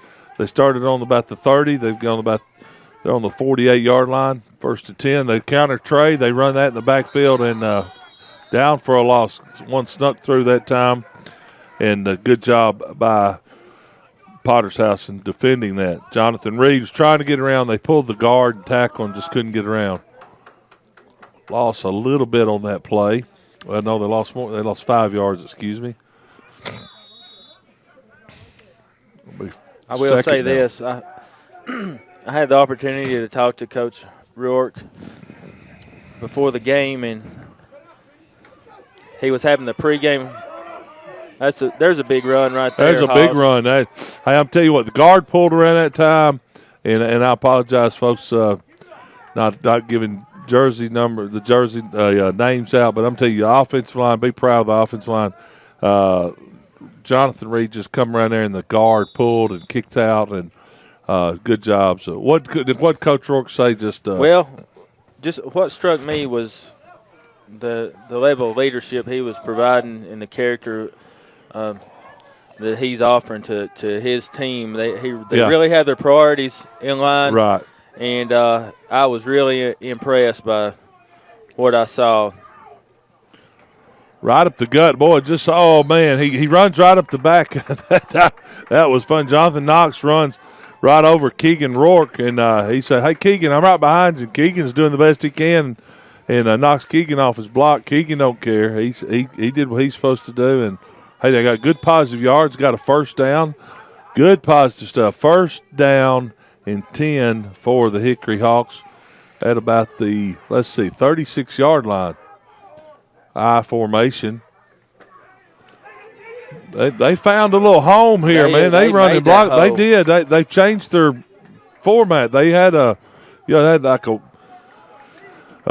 lot of motion, and they went to I-back. Boy, it's made a big difference because that fullback's coming out blocking the inline scrimmage and getting Mr. Knox is getting loose and blocking some, and then Mr. Reed's getting loose, and so Yeah, he really had some steam Yeah. behind him that time. Those are some unique uniforms. That bright color, man, I'm telling you, that I don't know what color to call that, aqua green or what do you call it? Oh, man, right over, just a little bit above his head. He's trying to get it to him. He couldn't get that ball to him. Cook trying to throw it to number 18, Seth Gabriel.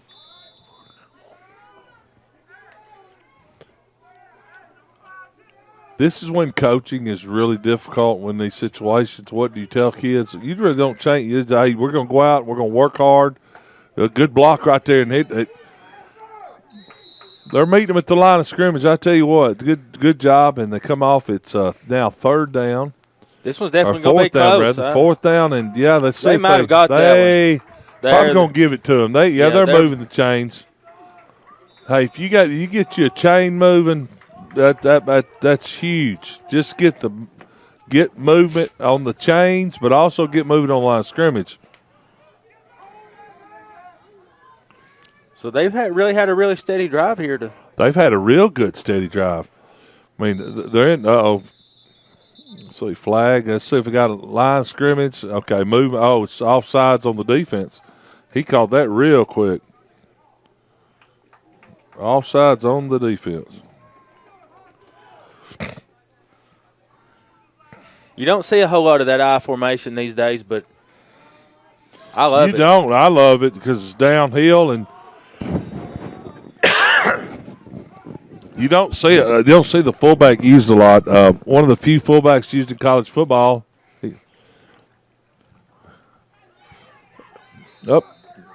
Right up the middle. They're just going to. Hey, they're going to play. They're going to play little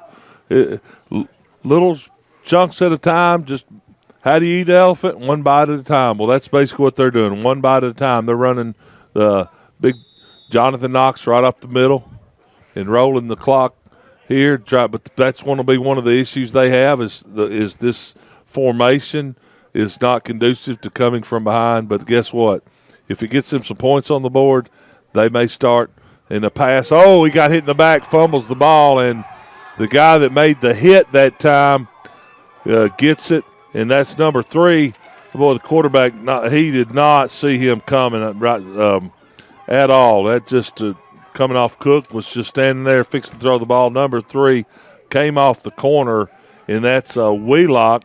And he just hit him and picks the ball up. And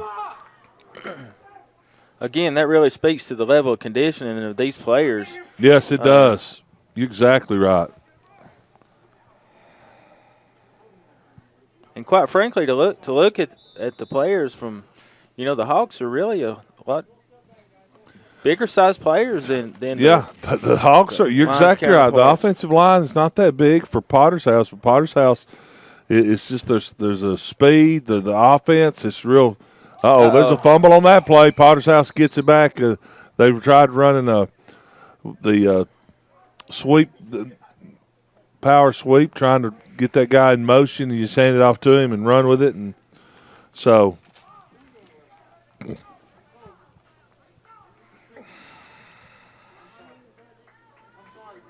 and then they call it a lot of people look for things, and I got acronyms because where I'm from, Huntsville, but then they got the PACE, points after critical errors in football. Got what happens after a critical error, and if there's any points that can come from that, that's great.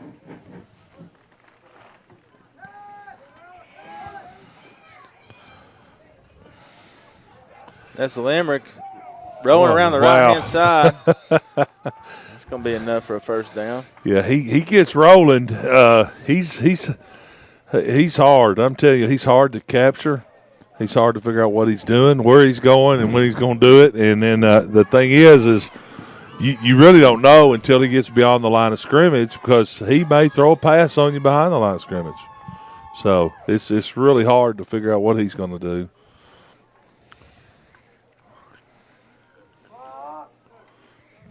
Two receivers to the left, 2 to the right, single shotgun formation, motion. Limerick back to pass. Throws it.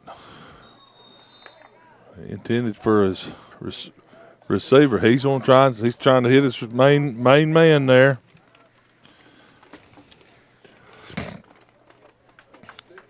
Ashley, he just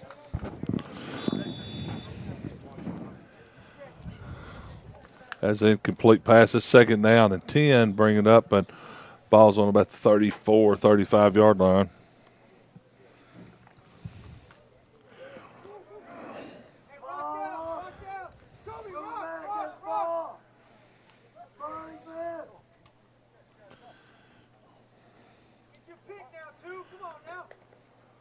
Fake pump, Limerick, fake pump, and then he sends it to number 4.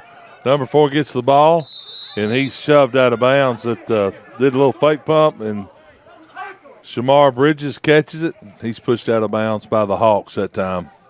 Brings up another first down with 6:52 to go in the 3rd quarter.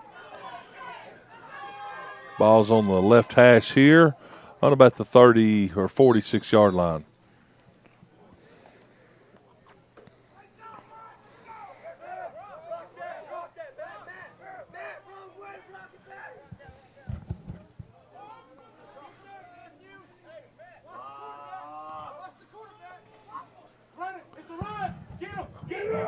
Well, it looked like we'd call it a Statue of Liberty, Ricky. Wouldn't you say that? That's what that was. That's an old-timey play. And I'm not talking about visiting Statue of Liberty. It's just it's what they call the Statue of Liberty. Raise it up like he's going to pass it. He brings it down, puts it behind his back, but there was no one there to get it from behind his back. So it's the intended running back did not go the right way, I think. I'm not 100% sure, but we shall see. That's a loss of 9 on the play, 2nd down and 19 as the clock's rolling. 6:06 to go. Lamerick's in command of this game. He's got him moving around. Look at he's pulling linemen. He overload right. He's probably going to run it left over here, knowing him.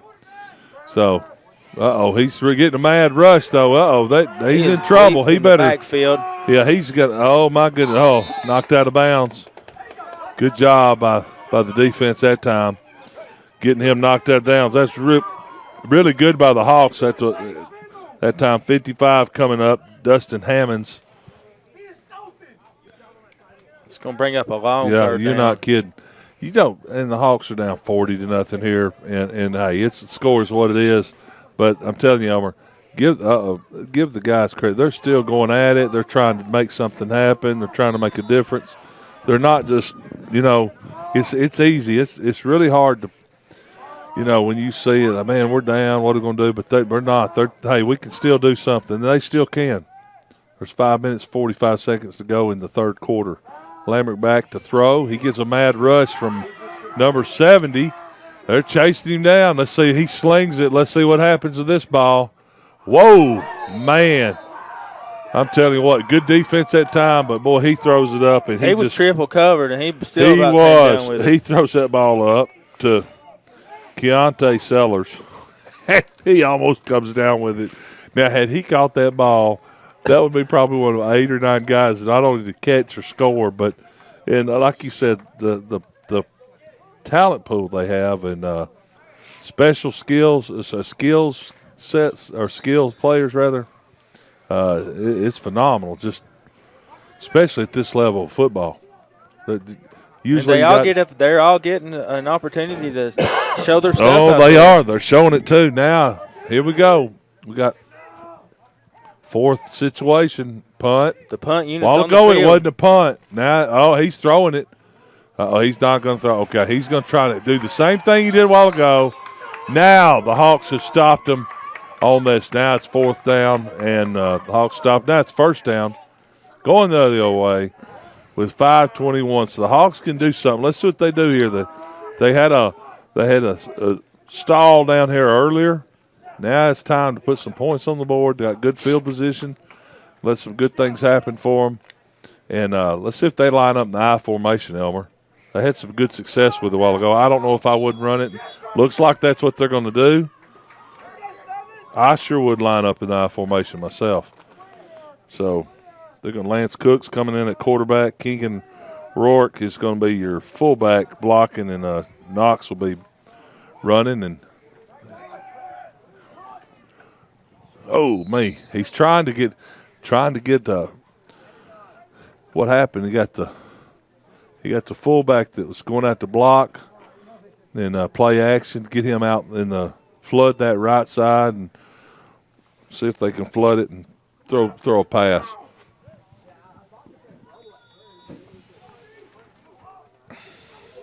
Beautiful day for football. I tell you what, I'm just glad to be here, brother. Me too. I'm glad to be up here with you and Ricky. And I appreciate it. I'm glad to be up with you, Elmer. If I couldn't talk running that camera like you're doing, brother, you're doing a fine job. Number 8 on the play that time and running the ball, that's Janari and Knox. Knox he's been a tough runner for him, man. They just the Hawks are swapping out linemen.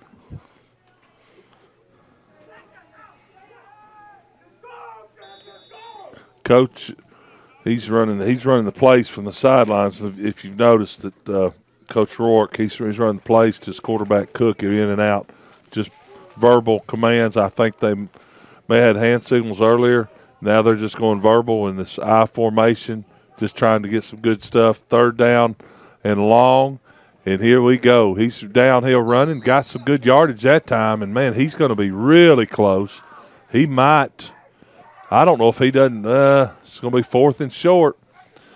Yeah, 4th and about 1. 4 minutes and 22 seconds in the 3rd quarter here.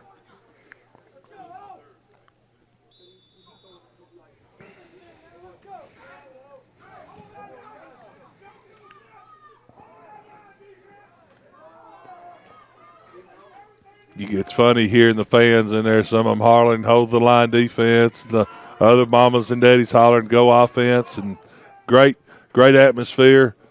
Oh, he sneaks under. I don't know. He might have got that. He snuck under. It's going to be a 1st down. Yep, he's giving it to him. He snuck right under a tackler. Yep. Would-be tackler just had like a big guy went to get him. He went right under him. At least that's what I saw. Rolling the clock with 3:51 to go. The Hawks are on the move. They're about at the 25, 24-yard line. Heading towards the bluff up here, Fort Bluff. When we say Fort Bluff, there's a bluff straight ahead about 500 yards. Beautiful view all over the valley. Man, did you hear that hitting? Boy, that sounds pretty. I'm sorry, folks. Ain't nothing better than hitting. It's free. You can't get arrested. That's all I'm going to say about it.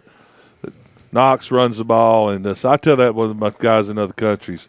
Because I still hit guys. I still line up, do my drills.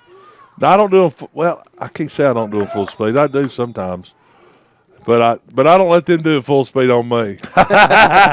So I'm gonna demonstrate. Are you ready? So here we go. 2nd down and about 9. Cook under center. He hands it off, and boy, good running. Boy, he just running hard. I tell you what, he came out. Knox. They must have told Knox, said, "Look, we're just gonna give you the ball." And we're going to try to get something good out of here because we're running this other stuff. It's not working right now. And Knox said, "Okay, Coach, I'll take care of it." And I'm telling you, as a coach, this is really hard to do, to just switch your personality. Because I'm pretty sure this is not the personality, because this is not what they was running the first few series. So give Coach credit. They don't want to they don't want to leave here with a shutout. So. No, they don't. But you know what? The kids are getting after it. It's they're not looking at the scoreboard, and that's what I appreciate about the coach and the players. And it's really hard. As you said, they're playing both ways, and that's tough mentally. You go both ways, and you're tired, and you look over there and you go, this thing ain't going good. Let's just ride this thing home. Let's get out of here. But they're not. They're still going at it. The guys are blocking good up front offensively. And you see the quarterback, he gets in the huddle, and he's barking the commands at him, doing a good job, and also the running back's running really hard. And then, to get that 1st down while they're going on 4th down. That's 3rd in short. So tell you what, they've really chewed some clock here in the they third have quarter. chewed some clock. I mean, it's chewing, and they got to have, they got to have basically, they got to have a mess. They got to have 5 touchdowns with 2-point conversions. Tall order, but they're going after it full speed ahead. Here they goes, right up the gut. Oh, he fumbled it. Oh, my goodness. That ball looks like it just came out of the 20, picks the ball up for Potter's House, 21 rather. He picks it up. Knox just fumbles. Litany of players. Well, yeah, there's 3 on the field. 57's up. There's 2 others down. But the running back, running back for the Hawks is down. But, man, here comes Sandy in her cart. So, boy, she ain't seen her out. She took out a couple of. Sandy, you got to tell you what, man, that ball was weird. I think he got hurt on that play because the ball, when it went up, he went straight down. It's almost like he got hit when that happened, but he went straight down. So we have some good news here. We got one up though, don't we? Mm-hmm. Yeah, but Knox, boy, we got one. Look, we got one that was on the other side we didn't know about. Look, yeah, he's and that's limping. Cook. Oh man, jeez, that's a quarterback. Cook is, and his right leg is. He does not want to put weight on that. He's not putting any weight on it. He's grimacing somewhat. Yeah, he twisted that pretty good. He's trying to put weight on it. Maybe he can. That's a quarterback and their running back out in one play. And Cook was over there making the tackle. That's what happened. He was over there making the tackle. He got hurt. I believe he had the touchdown saving tackle. He did over there. But boy, he's upset he made the fumble. But buddy, he got hit. That's what the doc's looking at him, making sure they got the trainers out there, and so. Now it looks like Knox is on his feet. And so that's some good news right there, Hoss, to see him walk off. Is he walking off? Good. He is. That was an awkward fumble, though. He's running really hard, and then he's a big back too, Hoss. He is. He looks like, hey, he's built well. He's not offensive line material yet, but he ain't far from it. He's a good-looking strapper, though, son. You could let me have him for a while, but I'm telling you what, I would leave him where he's at. He's running that ball great. Here we go. Potter's House got the ball. 1st and 10 on about the 24-yard line with 2:10 to go, in the lead 40-0 over Hickory Hawks. Potter's House out of Jacksonville, Florida. Oh, he's slung down. Can he ever get him down? He tried. That's number 52 from the Hawks. Alex Whitehead just trying to Hoss, let me tell you what. They're going to be looking at a second and extra long right here. Wow, that's a play that's really difficult for most teams, but after what I've seen today, this team, you never know what they're going to run and who's going to. It's at the 2-yard line, Ricky. Yeah, it's at about the 2-yard line. That's where Randy is with the yard marker. And see what Potter's House does. 2nd and a long ways. They're running all kinds of movement. Oh, yeah, they got unbalance over here on the left right now. They got a lot of receivers. Let's see. He's going deep. He's just throwing it up. Oh, he was going to try to get his main man over there, number 1, Ashley, and see if he could get some cash in on something. That's 3rd and long. Now, if you were to pick, okay, I'm not saying bet. I'm not saying if you were to pick, if they don't gain much on this, it's 4th down. What do you think they would do? Well, I don't know. But I wouldn't either. That'd be a good trivia question for all you folks out there watching. Saying, guess what? Now they're going deep again. He could get sacked, but he doesn't. Go. Interception. Yeah. Oh, man, over the back, on the back. There's all kind of number one tries to go and get it, but he intercepts. Now here comes 4th and long, long ways. And I'll be shocked if they don't kick it. They're yet to punt, but Yeah, they're looking at a 4th. I'm telling you, I'm wondering if he's thinking, I hadn't punted all day. Why do I want to start? So let's go ahead and see what happens. Let's see what kind of formation he does. I would definitely punt, but I would punt a while ago too, but he still got the first down. Well, he's got receivers out in formation. He's got two receivers to the left, one to the right, but he is punting. And now I see kind of why they didn't punt a while ago. Not being critical, but the punt was, if they didn't have a punter, then it's probably why.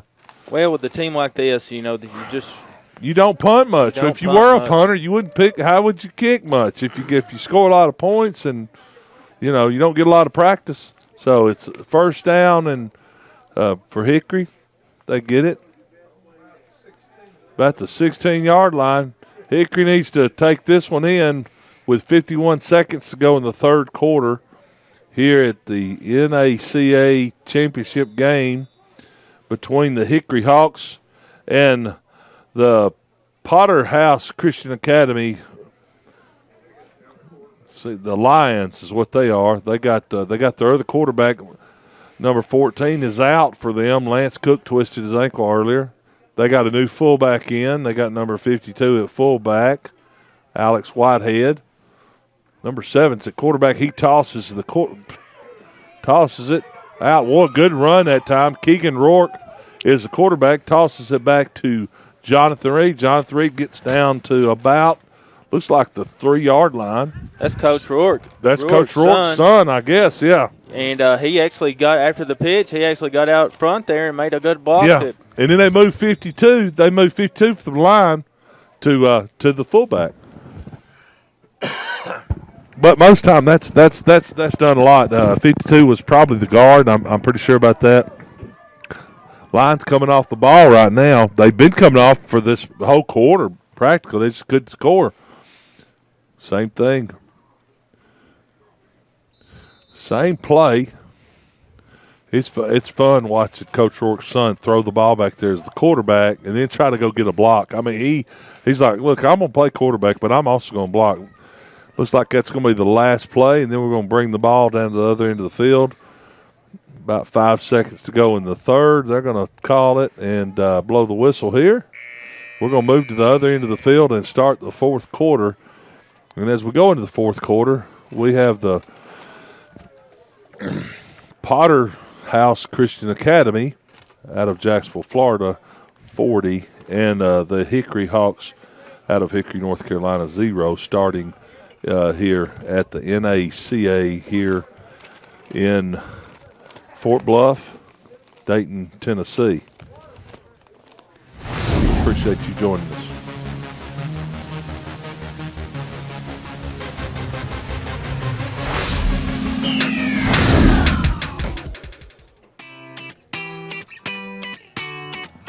We're still on?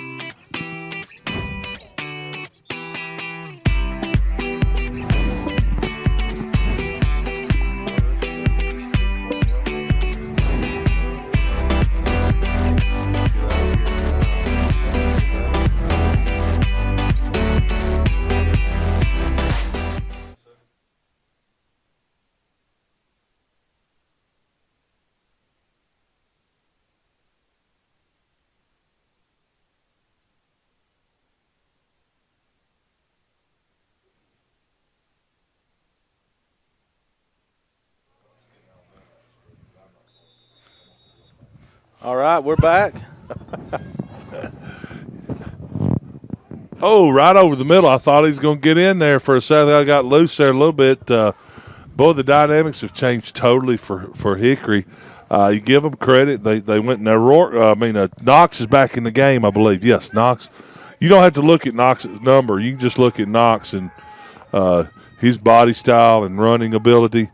But they got new got the fullback in there at 52 who was a lineman. And then they got new quarterback in. They were at Rourke. It was the fullback. He's the quarterback now. And clock is 11:18 and running. And it's 3rd down and goal for the Hickory Hawks as they try to attempt to score here. On 3rd down, right up the gut. Oh, man, I believe he scored. Touchdown. It is a touchdown. Yes, sir. Hickory Hawks touchdown. And I'm telling you what, good hitting out there. Way to come off the ball, Hickory, and score. That 52 made a good block. And I tell you what, the coach's son did a great job just coming in the game. And he absolutely did. He really did, just running. Now, they're going to go out and they're going to run for 2. They got to go for a 2-point conversion in this situation just because of the it's going to take 5, now 4 touchdowns to get back in this game. So it's a tall order, but hey, they're going to attempt it. Right up the gut, and they try to get the 2-point conversion, and it's falls short. So touchdown for Hickory. With 11:02, it's 40-6. Potter's House ahead of Hickory. Elmer, you do a fine job out of that camera and between that camera and listening to me and talking to me. You're going to have a headache tonight, brother. Oh, and no. I know what 2 of them are from. So I'm just glad we're not out there officiating. So. I mean, I grew up watching University of Alabama. Did you? Oh, well, my granddaddy, that's right. about the time you were playing. That's when I kind of cut my teeth as a Alabama fan with watching with my granddaddy. And wow. Now where's your granddaddy from? Where's he from? He's actually from Birmingham. Yeah. Now you wouldn't believe it, but he actually met my grandmother at Auburn. Wow. But he didn't My actually goodness. go there long. Wait. How did he marry her if he didn't go there long? Did he just? Was he recruiting? Was as they say, was there some good? Must have been some good recruits there, and he went down there, right? That was the only good thing that he found at Auburn. Oh, there's a lot of good people at Auburn. There really is. I tell kids all the time. I said, if you want to go to Auburn, go to Auburn. But I won't tell my kids that. But I'll tell others. That's fine with me. So, but I know what Alabama was from. All right, here we go. Hickory Hawks are going to kick it. Let's see if they kick onside. And they do. And a good onside kick. Oh, number 12 up, flag. He hit him while he was down, so that's going to be a personal foul. But good play by number 12 that time for Potter's House coming up and getting it off the turf. And they did a good job. Onside kick, that's going to be a personal foul because right as soon as he got it and he fell with, he's on the ground already. One of the players created a unsafe situation, and they're going to march it back about 15 yards against the Hickory Hawks. So,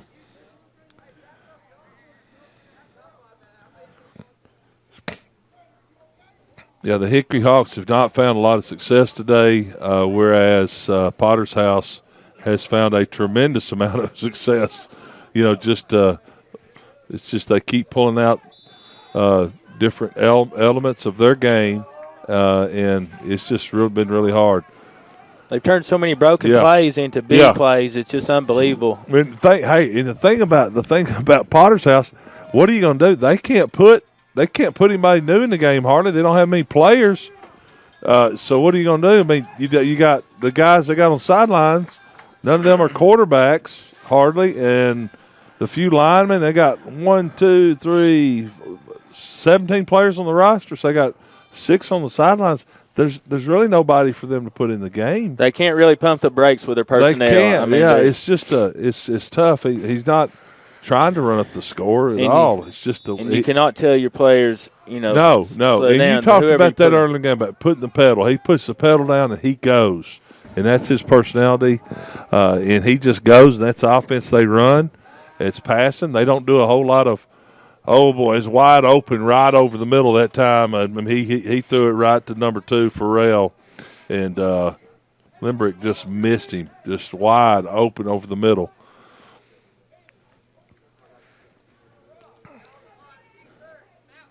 this is about my 4th time up here to work, and I've been up here for camps twice, but been up here, Elmer, and I love coming up here, and we talked about it earlier, just the people and the atmosphere.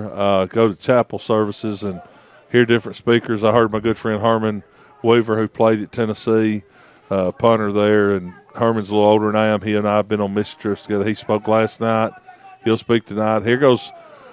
He's loose. Let's see what happens. He's trying to run the ball, the quarterback.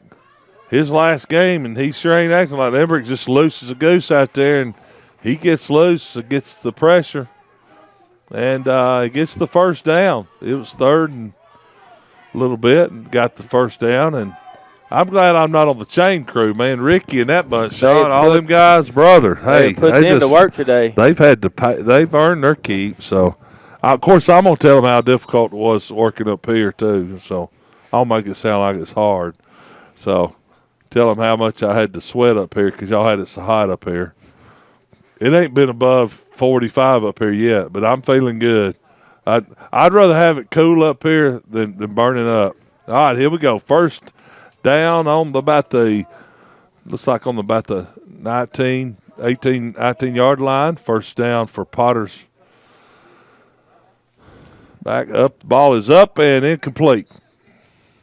Lamrick throwing it over the middle, incomplete. No one there. Yeah, I'm excited about the future of Fort Bluff, and they've done a lot of things up here. Just excitement. They got some new stuff going on up here, and if you want to do any kind of retreats or come up here for anything, they do rent the facilities out. They got a football field, softball fields, basketball courts. Go to fortbluff.com. Yep. Got a bunch of stuff to do up here. So, you don't have softball fields? Did I say softball? You got baseball fields, so. You got football fields and soccer fields. That's what it was. We utilize the other facilities, I'm sorry. But we do have the access to that. Pass up to Limerick. Limerick delivers to his main man, Ashley, for the touchdown. But that's a running play for them. That's kind of their running play. I know that Ashley's limping just a little bit, but he's still on the field. He's going to walk it off. But I couldn't imagine the amount of times that duo was hooked up for a touchdown this year. It's a bunch, bro. They're going for 2 right now because that's what they go for. They're probably going to snap it. I'm not sure what kind of formation He's going to snap it option. Is. It's a snapping option and throw it. Yep. And that's going to be that's just what they scored. Yes, sir, they did. Yeah, it was good. Yeah, that was a water bucket plays what we called that. So we called it water bucket, and that's where it's basically line up on that side if they don't defend it. And you saw they had that planned. Did you see the play the other night? The guy gets the ball. The holder gets the ball. He sets it down, fakes it, and he fakes it, throwing it to it's an extra point field goal. The holder gets it. He fakes like he's going to throw it like a quick pass to the kicker for a sweep. He fakes it, and he throws it over his back without looking backwards to the tight end for the 2-point I did not conversion. see that one. It is one of the weirdest plays I've seen. So, not as weird as the Arkansas play when he throws it backwards. That was took the cake. That one right there. So, 57 back to kick for Potter's House. He kicks it, and it's going to be caught by the Hawks. Hawks gets it. He gets it, and he takes it down to about the 42-yard line before there are flags thrown. And I'm not sure what that's for, but flags in the air.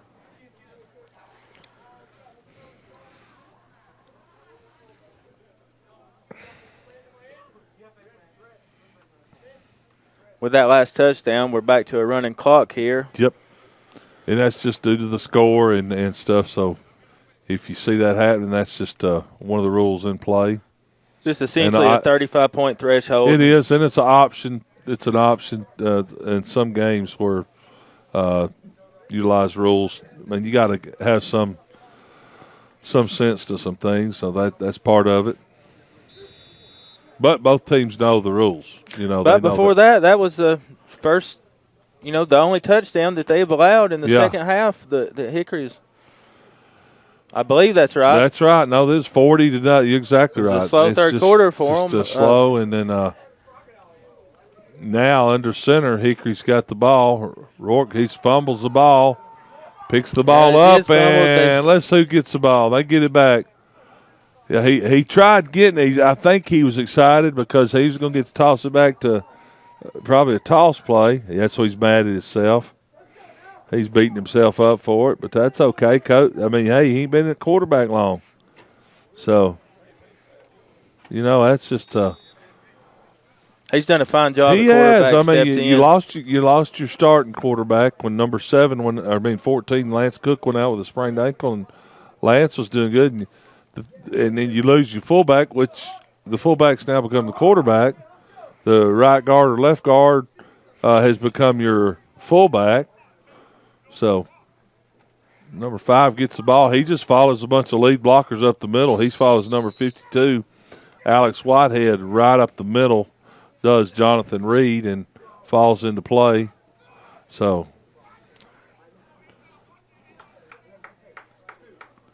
you watch this game, and the score is not what you want, and you're coaching this team from Hickory, and you see Coach out there, and Coach Jim Rourke is coaching his son. There's just something special. I coached my son in football when he was younger, and it's just a special thing. If you ever coach kids in any sports, I would recommend it. As long as you're a parent under control, but it is a fun thing to get to do. Right guard, right sweep. Boy, running through, good blocking over there. He kind of got hit by a few people trying to tackle him, but if you don't hit him full up, and Jonathan Reed's really a good little running back. I tell you, he's going to be tired tonight, Elmer, is the quarterback. He's run over the sideline to pick up plays the last quarter and a half, and then he played fullback. He's going to be tired. Now 52's coming out that was playing fullback. They're going to put They put number 8 in Knox in. Probably have Knox at fullback, and they'll have Jonathan Reed at tailback. That's what they're going to do. It is first down and 10, about the 32-yard line. Fakes it. Oh, we got a pass going on. Little dump pass. Number 8. The ball come loose, but it was caught due to the ground. Knox gets the ball, carries it, and second down and 1. He gains, 9 yards. Ball's on about the 23-yard line.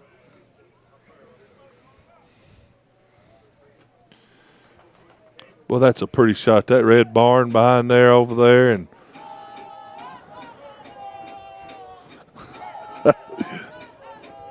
they're all fired up over here.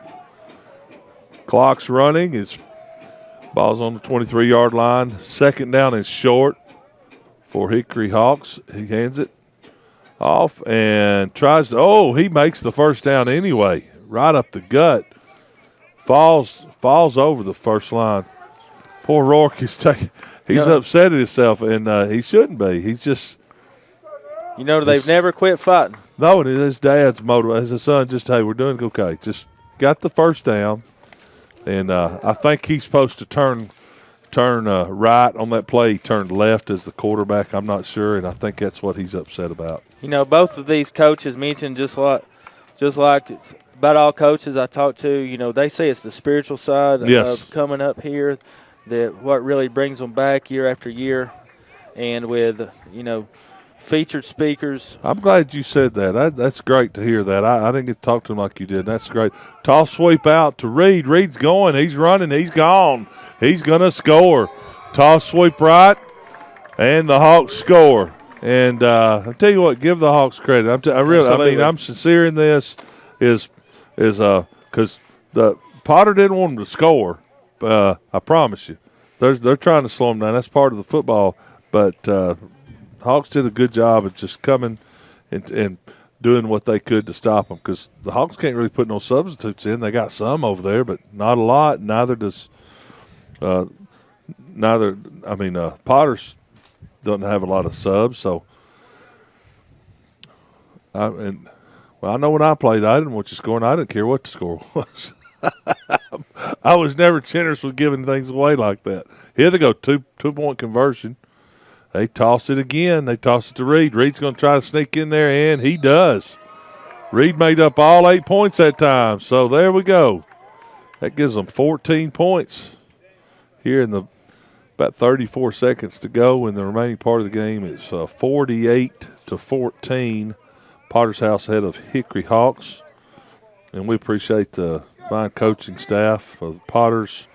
You got Potter's House. They got Timothy Patterson, the head coach. The assistant coaches are Coach Coleman, Coach Swain. That's who I spoke to last night. Coach Davis and another Coach Davis.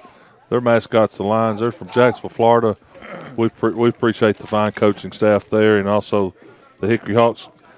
Coach Rourke, the head coach, and then their coaches are Ryan Sanford, Mark McManus, and Lance Cook. We appreciate them. Of course, they are the Hawks, and they've got to go back to Hickory, North Carolina. These guys got a trip, both of them, one to Hickory, North Carolina, and one to Jacksonville, Florida. So it looks like Potter's House is going to take another national championship. Yep, they had one last year, yeah. They actually won in 2008, 2010, and 2011. Wow. And it was Lancaster that had won the 3 years after that. Yeah. So they're going to take another championship back. This is not going to be forgotten by the Hickory team. They're gonna hey, we need to get here we go. They're going to toss it back. They'll see if they do a crazy play. They toss it to 11. 11 gets loose. Let's see if 11 tosses it around. They're going to try. Well, he just maneuvering. Oh, that's a flag. He's done, yeah. And that's, yeah. That's flag, yeah. There's look, there's another flag. There's not. It's just holding here and there. And it's hard to really prepare for a team. If you're in Hickory, North Carolina, or here in Tennessee, any teams I've seen, it's hard to prepare for a team like Potter's House because I'm telling kind of you, uncanny style. Well, especially what do you say? Hey, watch that, guys, on 4th down and 99 yards to go. You know what I mean? So that's going to do it.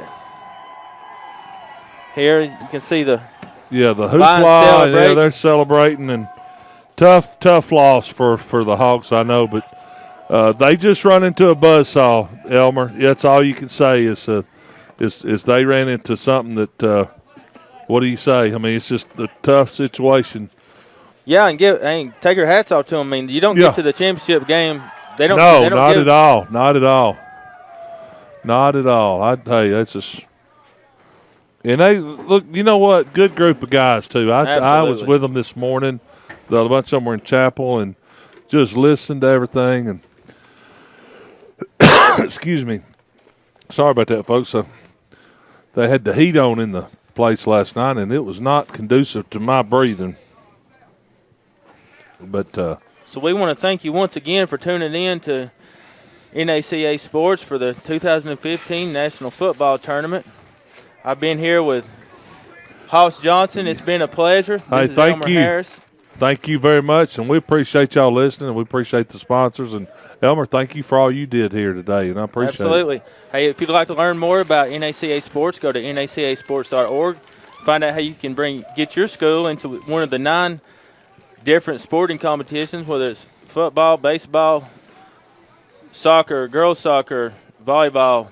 You know, the list goes on. Golf, cross country. There's a big cross country event. Learn how to get your school up here, be a mainstay member of our events. Go to nacasports.org. I want to thank you once again for tuning in. If you're interested in a getaway trip for your church, whether it's a youth group, young adult group, summer camp, senior adult church group, all kind of custom retreats, go to fortbluff.com. They're fixing to do the awards now.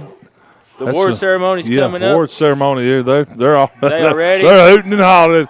They got a right to, man. They played really good, and hey, we appreciate both teams and the competition that they showed and classness they showed. We didn't see any. Both games we didn't see any personal fouls that you might see in a football game, and we do appreciate that. To stay in touch with NACA Sports, be sure to like us on Facebook at facebook.com/NACA Sports and follow us on Twitter at NACA Sports. Thanks again. This has been Elmer Harris and Hoss Johnson. We're signing out. Good night. Good day.